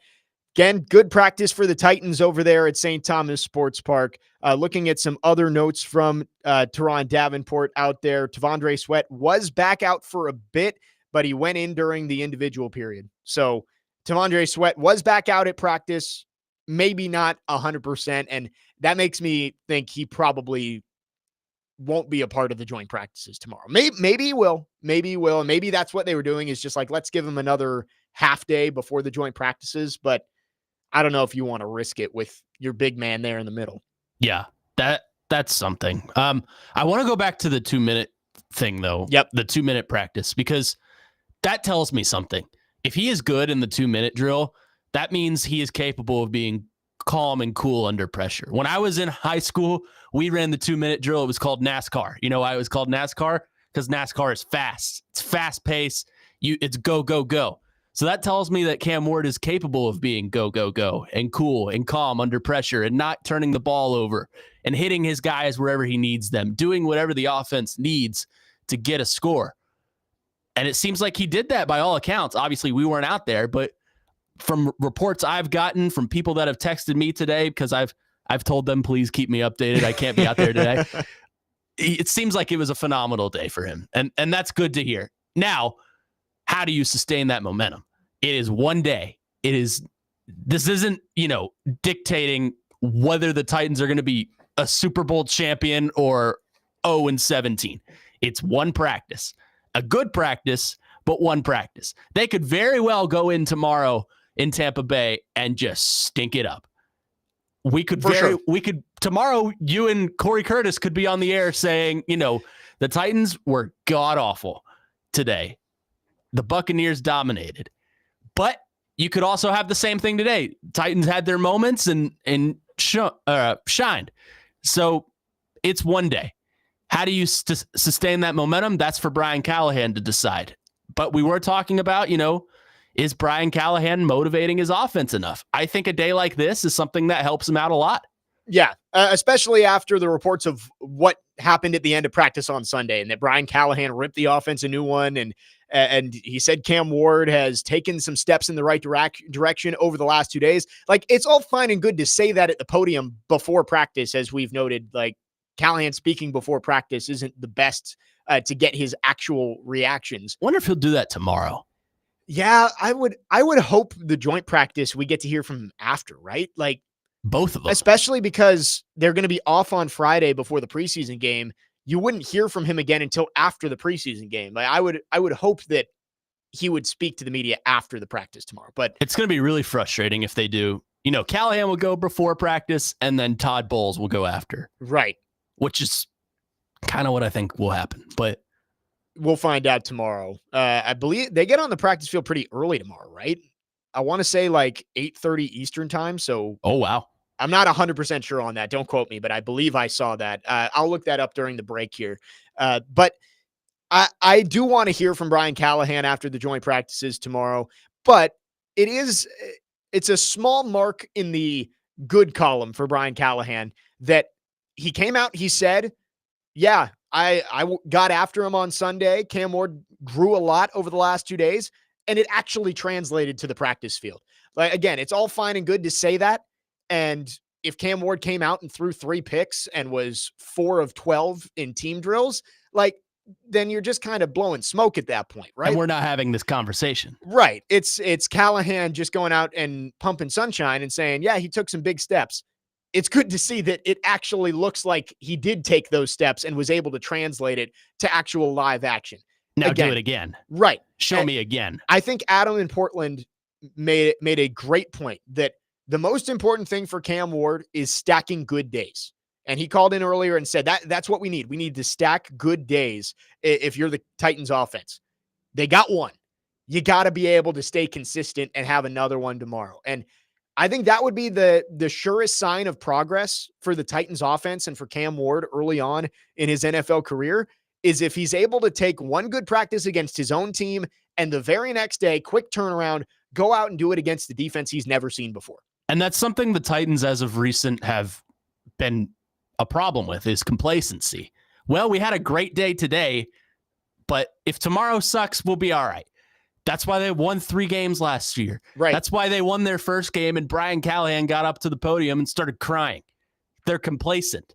So they can't carry that mentality into this season. You have a young quarterback that you just drafted number 1 overall. If he goes out and he is very average, don't be complacent with that.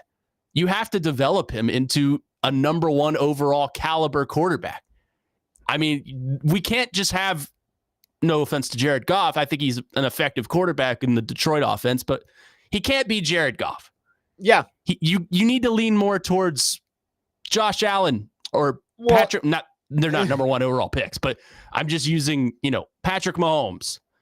You need that caliber of quarterback if you want to have a successful few years. Right. And like we've talked about it plenty about the difference in the AFC and the NFC. I think Jared Goff is fine in the NFC. Like Jared Goff, Brock Purdy.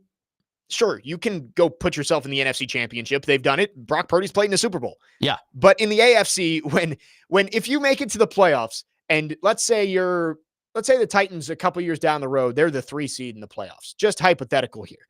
So you're playing wild card weekend. Let's say the quarterbacks that you have to face, it's Justin Herbert, Josh Allen, Patrick Mahomes to make it to the Super Bowl. Sorry, if you're a Jared Goff type quarterback, odds are you're not going to win those 3 games in a row.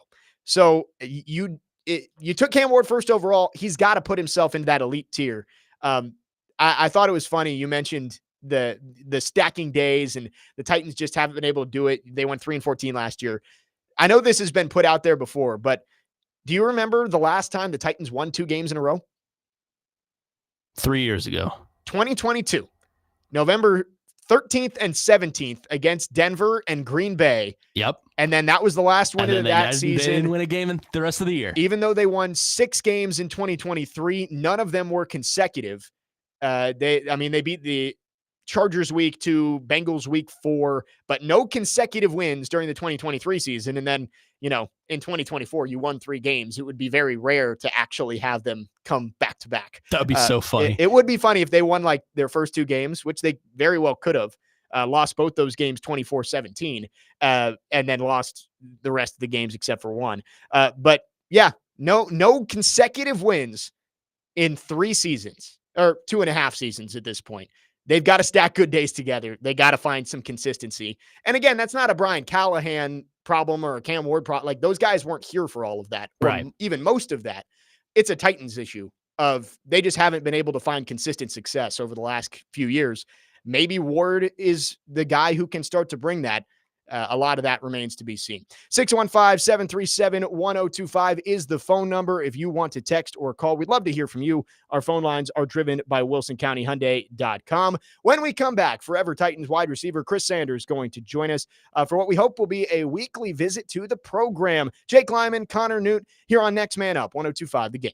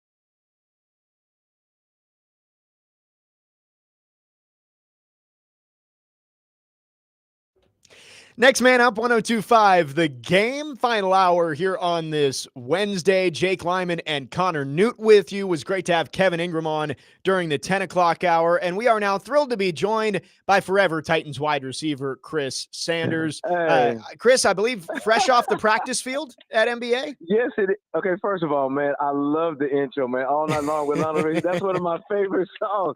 Yeah, I just got off the field, man. Just got done trying to get these cats right. So absolutely a beautiful day. How you doing, man? Doing great. How about you? Man, I'm good. I need some sleep. I need a nap. I need to go home and watch. I want to go home and watch Judge Judy and watch Press My Luck. That's what I want to do right now. How many days away from game one are you guys? What, 2 weeks? Yes, we play August 22nd. We play at Pearl Cone, which is huge. I mean, I watched them on film. They're fast. They're big. They're mean. They got a great coach, Coach Bernetti, that's been there for years, and we got our work cut out for us. So it's going to be absolutely an amazing day in a couple of Fridays. Excited for that. Nothing like Friday Night Lights. We're going to carry that here. Oh, I love it. Yes, we are. I just like it's the weirdest thing. Like Monday, Tuesday, Wednesday, Thursday. Like, oh yeah, okay, it's great. But then when you get Friday and you walk on the field, the smell of you can't say grass anymore. The smell of the turf. So you got to say the smell of the turf and just the burgers that are on the grill and people that are excited. And I'm telling you, it's something that is just so pure about football when you're playing Friday Night Lights. And it's almost here. Football season just a couple of weeks away. Chris, Yes. the Titans just got off the practice field a little bit ago. And final practice before they head down to Tampa for joint practices with the Bucs. And I know it's just practice, but after a tough day on Sunday, seems like Cam Ward had a nice bounce back day this morning. How important is that for a young player when you're going to face another team for the first time in your NFL career to just get one under his belt where he feels good heading down there to Tampa this week? But see, here's the thing about Cam Ward. He's built different. When I say he's built different, he went through a lot of trials and tribulations. He went through adversity, and he's been through a lot. So now, last week, everybody's talking about he had 6 interceptions that, can he play at this level? All these crazy stuff. But then he pops back and has a couple of great practices under his belt. Now you're going into a situation where Tampa Bay where, it's going to be turned up a couple of notches. You're going to see fights. You're going to see pressure at his feet. So he's going to have to make the right reads. But here's what I saw when I saw him about 4 weeks ago at practice. He still looks comfortable. He doesn't look rattled. He said, okay, I know I've been through adversity. I know I'm about to face something that I've never faced before.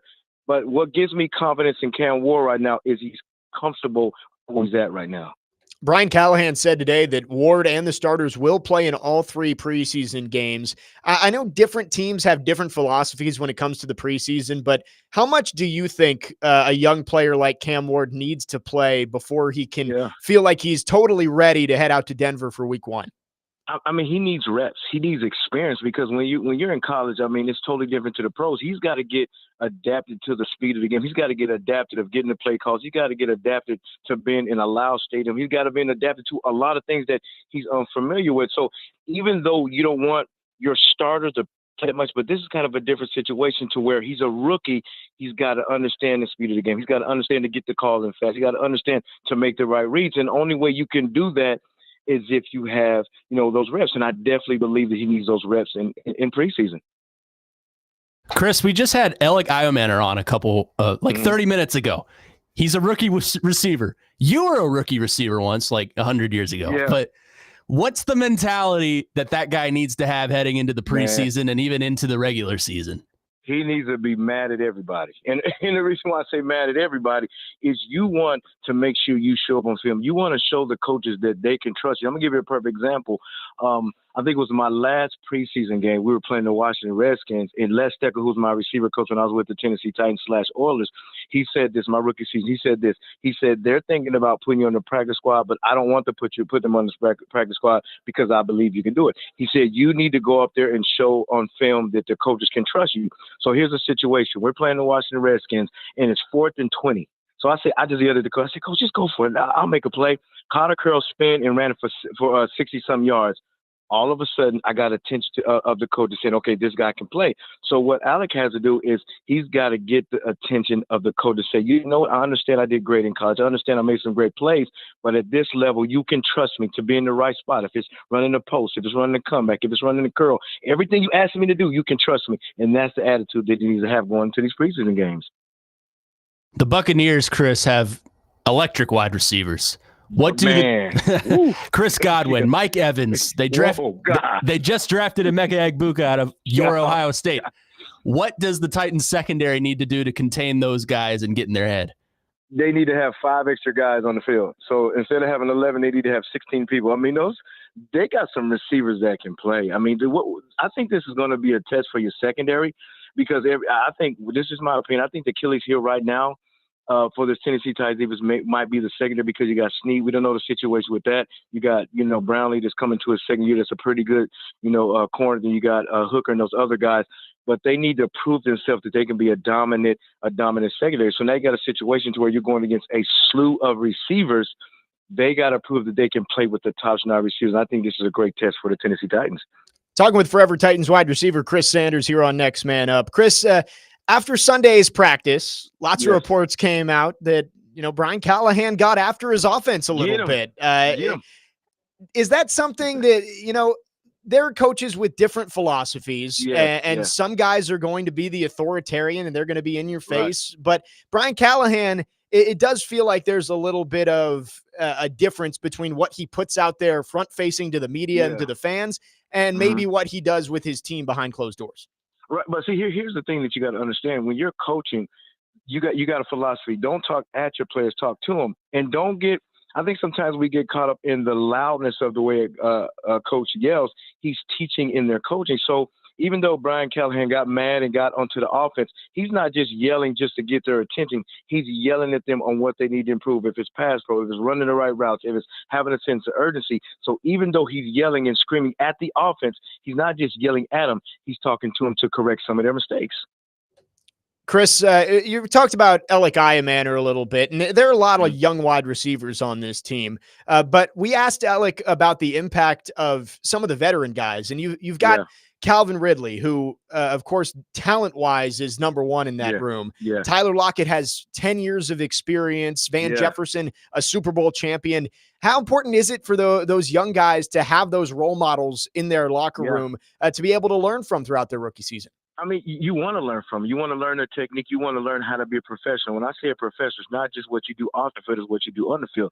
Like catching a 5-yard slant, taking it to distance, doing the proper technique at the line of scrimmage, understanding how to take a drill and put it into play when you're doing 7-on-7. So when you have a Calvin Ridley and a Lockett that's done it for so many years, you watch those guys. And when I came into the league in 1995, there was one guy that I actually watched that I imitated myself after, and that was Webster Slaughter. So if you watch him, how he bursts off the cut, if you watch what he does at the line of scrimmage, if you watch how he's practiced, those guys are going to follow suit. So now you have a lot of young guys with the Tennessee Titans that are watching the Calvin Ridley, that everything he does at full speed, to where he's getting out of his route. We call it the sullies, to get in and out of his routes, to what he does in blocking, to how he's listening to the coaches. So if you can follow a guy like that, then maybe you get some of the same results that he has, because he's a phenomenal, phenomenal player. Chris, thanks so much for taking some time with us. Always great stuff, and we'll talk to you next week. Thank y'all so much. I love the song, man. Lionel Richie, that's my guy. I knew you love you some Lionel, man. It was either that or Billy Ocean. Billy Ocean, I'm trying to get their mustaches, man. That's what I'm working on. You look like him. No, you look like Conway Twitty, man. Stop it. I love it. We'll have to get Chris on here with TD at some point. Chris, thanks for the time.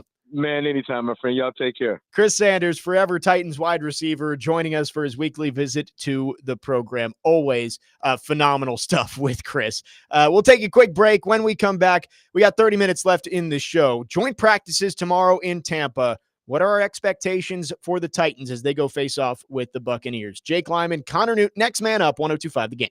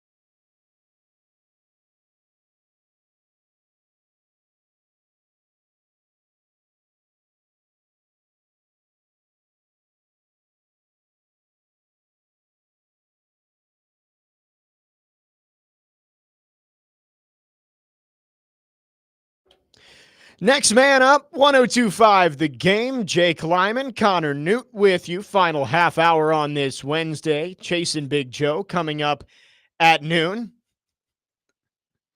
What? Connor going full WWE here. It's a big day. Is it?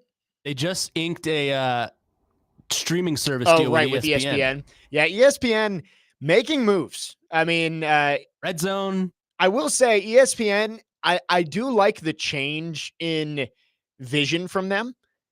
I hope they don't get too creative when it comes to these things they're licensing. Like, I think it's a good idea for ESPN. Instead of trying to build something up that may or may not be good, find something that people like and you just put ESPN's logo on it. They did it with Pat McAfee. They're doing it with Inside the NBA, and they're doing it with NFL Network now. I mean, they've given up on original ideas. They're just coining other people's stuff. Which, if that's your business plan, that's fine. Monopolize but it. Don't ruin the things that you're bringing in. Like, that is my one request with NFL Red Zone. Do not change a thing. Just put your logo on it. I hate to break it to you. I know. It's not going to be 7 hours of commercial-free football. Oh, I understand. They're going to find a way to ruin it, but that's my only request is with Pat McAfee, I think they've done a good job of, at the very least, yes, they can't have an uncensored version going out over ESPN every day. But if you want the uncensored version, it's on ESPN Plus. That's fine. I'm excited to see Inside the NBA on ESPN this year, but with Red Zone, please don't ruin it. I mean, Red Zone has been a part of a lot of people's lives for the last 10 to 15 years. I like the edgier ESPN. Yeah. Like they're finally not edgy, but they're allowing some things to go through. Like watch College Game Day. Yeah.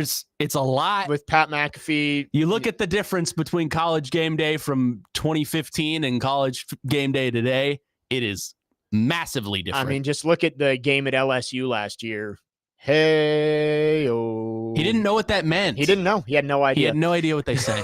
615-737-1025 is our phone number. Titans were on the practice field earlier today. By all accounts, good practice for the offense for Cam Ward. Big step in the right direction. But again, it's just one day. And Wes in Clarksville on our text line, driven by WilsonCountyHyundai.com, says, love y'all's show, but y'all making way too much out of these practices. Wait until we see the execution actually on the field in preseason games. Then we can talk about how they are. This is why we like the other Wes better. Well, no, I'm just kidding. I love Wes in Clarksville. I do too. But I like to make the point that we have a 3-hour show today, so we have to talk about what's happening today. I understand it's just practice and you can't make any big sweeping declarations about what Cam Ward's going to be, what the offense is going to be. But in terms of news that came out today, it feels like we've gotten good news for the Titans offense, and we will see if they can sustain that against the Buccaneers down in Tampa Bay. Justin from Greenbrier says, I've not been a fan of Brian Callahan, but I am hopeful that he grows as much, if not more, than Cam Ward this season. I agree with that. I think that's a good point. Brian Callahan last year, it is perfectly fair to say that he was in over his head. I think there was a lot going on with being a play caller for the first time, being a head coach for the first time, and he let a lot of things slip through the cracks. He needs to show a lot of improvement this year. I'm willing to give him a chance to do that, and we'll see. I think by the end of September, you'll have a better idea of what Brian Callahan's future looks like as a coach. Is he the same guy as last year who, when the offense booed, or when the crowd booed, when the punt unit went out, sent the offense back out? Or is he going to take a big leap in year two? That remains to be seen. So let me ask you this. We've mentioned earlier in the show that if the Titans go 1-6 through their first 7 games, it's probably not a good outcome for Brian Callahan. To play devil's advocate here, what if they go 1-6, but the Titans are competitive in every single one of those games? Yeah, I mean, that's why you can't put just a straight up win total. There are very different looking 4-13 records that the Titans could have this year. Like there's a 4-13 where Cam Ward is the worst quarterback in the NFL and the offense takes a step back, but you just get lucky in a couple of games and pull it out against teams like the Jags or the Colts or the Saints or the Browns. Like you find a way to just win some games, even though the product doesn't look very good. There's also a 4-13 where you beat those teams pretty handily, but against some teams that are a step or two ahead of you, you just come up short. So like, that's why the games aren't played on paper. you can't box score scout. You have to actually watch them and see what the team looks like. And you can't put a win total on if the Titans don't win this many games, Brian Callahan's fired. It's like there's nuance to this more than just the gross win total. I'm just trying to be realistic here. I don't think this team is very good. And not that, like you said, they're going to beat teams handily, because I don't think that's pretty far in. What do I want to say? That's rare. Yeah. Right. But realistically, you look at this roster, it is probably one of the worst in the NFL. I don't think the win total is going to be in their favor, but I'm trying to be a Callahan defender here a little bit and say, if he's competitive against teams with this bad of a roster, is there a shot that the Titans give him a second chance, or maybe a third chance at this point, with the record, if it's 1-6, but they're competitive against Denver or Los Angeles or some of these teams that are on paper way better than them? I think there's only 2 people, maybe 3, who know what the feeling is around Brian Callahan. And it's Amy Adams-Strunk, Chad Brinker, and maybe Mike Borgonzi. Like, we can speculate all we want about, is this a lame duck year, or how much of a leash is he going to get? The only people who know that are those 3, maybe even 2. I don't know if Borgonzi is really like included in that kind of decision right now. So I don't know if it's going to be a good start to the season. Like, the Broncos and Rams are not, the Titans did not draw a favorable start to their season. I fully expect 0-2. Yeah, anything less or anything better than 0-2 is a massive victory for the Titans, because you got 2 teams with really good coaches and really good defenses. And that's not what you want when you're sending your rookie quarterback out there for the first time, but it's going to be a good learning experience for him. You have to. The results may not be good, but later on in the season, when he's seen what the Broncos do and when he's seen what the Rams do, he's going to be better equipped to face the Colts or the Jaguars, or not saying just the bad teams, but the Patriots. Like, he's going to be better equipped because of the experiences that he has in those games. I mean, he's not, contrary to popular belief, apparently, he's not going to learn much sitting behind Brandon Allen in the first 2 games of the season. Yeah. He's not. Like, the most he's going to learn is by doing. That's what Chase says to us all the time here. Right. If you want to produce a show, I'm going to throw you in there with no experience and you're going to figure it out. You want to get on the air? First time I got on the air, I had 0 experience. Yeah, let's go listen back to the original Force Company. Oh my God. I'm sure I've would already cringe. done that. So you were better than I was. I was terrible. I had also been on the radio in other aspects, even though I hadn't done like straight up sports talk. But doing is the easiest way to get comfortable with anything. And I think Cam Ward, it may not be pretty weeks 1 and 2, but I think that experience is going to help. I know there are people out there who say, well, he's going to get injured. Well, I mean, if the offensive line is bad enough that you're basically just sending him to his execution every time you put him on the field, it's going to happen at some point. He could get injured today. Right. He could get injured stubbing his toe on the wall. Right. I think the offensive line is going to be better. By all, I mean, like, we've seen a lot of reports that Dan Moore, not like he's a Pro Bowler, but that Dan Moore has come in and looked way better than anything the Titans have had at left tackle the last couple of years. You know how we know that? Because we're not talking about him. Right. A left tackle is like an umpire. It's like I'm trying to think of something else that it's just like the less you hear about them, the better they're doing. Because if you're not thinking about left tackle, it means he's doing a pretty good job. I mean, Dennis Daly just retired earlier this week. Titans legend. And Andre Dillard is bouncing around. He might even still be on the 49ers at this point. But PT's not. PT is not. Nicholas Petit-Frere had a short stint out in the Bay Area. Speaking of Titans coaches, did want to mention Mike Vrabel with a peak Vrabel moment at Patriots training camp today, jumping into a scuffle between his players and the Commanders during joint practices and came out of the pile bleeding. Wow. That's our guy. The Vrabel lovers are going to have a day with that. I mean, it's going to be all over NFL Live and Sports Center, all of this. Oh, look at Mike Vrabel. That's a football guy out there. He's bleeding from his face after diving into a pile. Maybe he'll go back on Bussin' with the Boys and they can compliment him even more and not ask tough questions. 615-737-1025. Last call for phones. We will wrap up the show on the other side. There is a text that I bookmarked from the very beginning of the show. We might get to that and a couple other texts that just came in as well. We will get to your phones coming up next in the final segment here on Next Man Up 1025 The Game.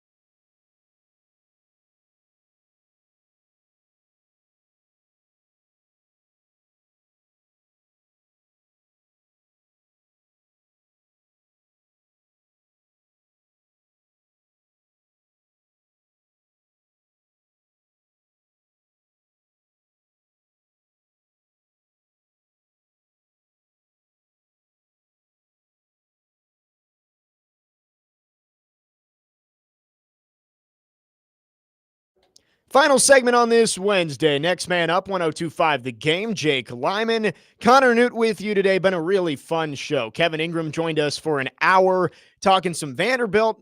We talked to Alec Iamaner after Titans practice together. Also had Chris Sanders on earlier this hour.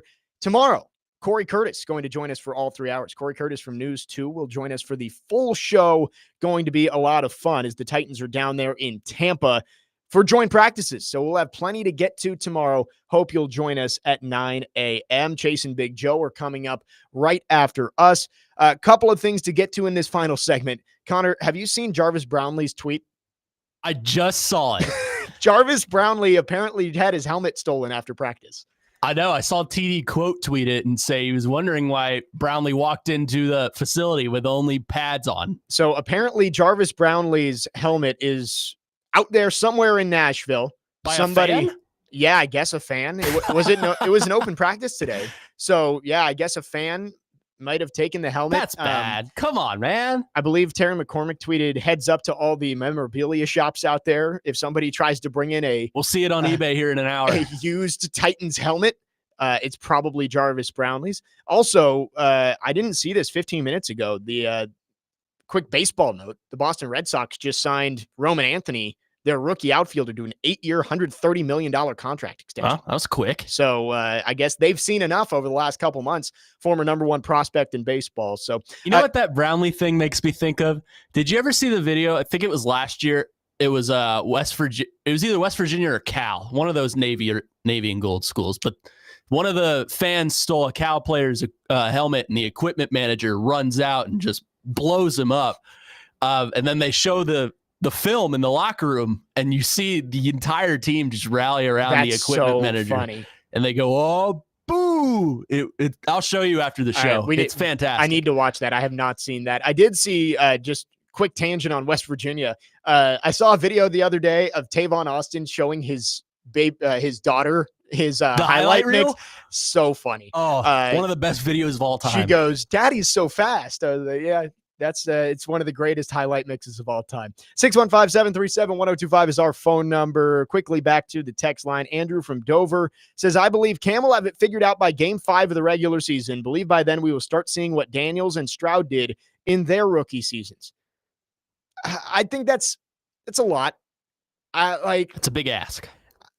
I know that Daniels and Stroud have changed the expectations for rookie quarterbacks because of everything that they did. I mean, Stroud was fantastic his rookie season, may have been even in the MVP conversation for a little bit there. And last year, Jaden Daniels obviously going to the NFC Championship game in his first year. That doesn't happen very often. So the expectations are super high for these highly drafted quarterbacks, but it's far more likely that you're going to see a year like Caleb Williams had last year, where the team is not very good. And I know that I think Caleb Williams, a lot of issues with Caleb Williams stem from the personality. I don't think Cam Ward has those issues. No. But if you look at the stats on Caleb Williams last year, he didn't turn the ball over very much. He made some plays. Like, I think a Caleb Williams rookie season for Cam Ward is something you hope for.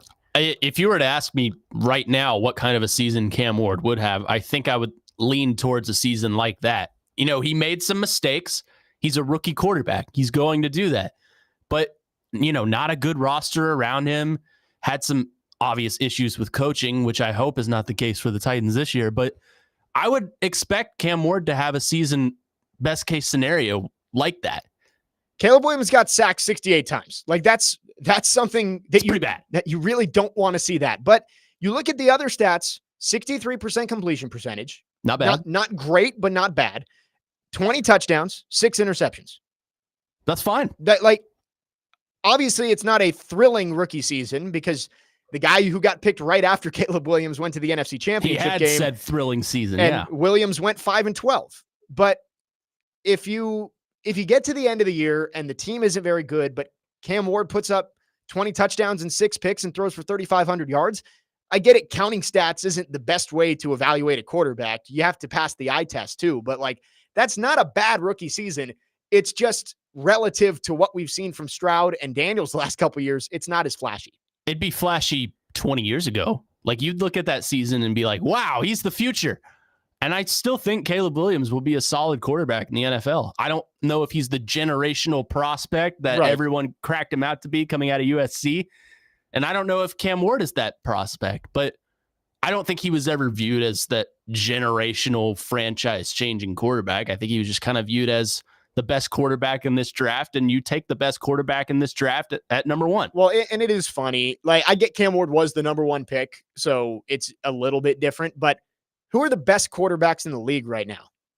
Mahomes, Allen, Lamar. Jackson. Yep. Were any of them generational talents coming out of college? No. Well, I mean, Lamar was a Heisman winner, but and like Joe Burrow turned himself into the no doubt number one pick, but he wasn't even being discussed as a top 3 round pick heading into his senior season. So again, I'm not trying to make the comparison here, but it's like the generational quarterbacks who have come out the last couple of years, Trevor Lawrence, Caleb Williams, like those guys aren't doing as well as some other guys. So you can't take draft position and the draft gurus opinions of you, like Cam Ward being the do not take the draft guru's opinion. Look at Mel Kiper. He just spent a whole weekend ranting about Shador Sanders, who got drafted in the 5th round. Right. And it's ridiculous to just say, oh, well, he would have been the 4th quarterback pick last year, so he's not that good. It's like, let's see him play football first. Speaking of Josh Allen, quickly, I bookmarked a text. Somebody asked, could Anthony Richardson have a Josh Allen-like step in year 3? Josh Allen was not good his rookie year. 53% completion percentage, 2,000 yards, 10 touchdowns, 12 picks. But he took a significant step in year 2, even though his first really good year was not till year 3. Anthony Richardson is not Josh Allen. We will end the show with that today. Big thanks to Kevin Ingram for joining us in the 10 o'clock hour, and Alec Iamaner and Chris Sanders, 2 forever Titans wide receivers, for joining us throughout the show. Tomorrow, Corey Curtis from News 2 joins us for the full show. Chasing Big Joe coming up next. You're on 102.5 The Game.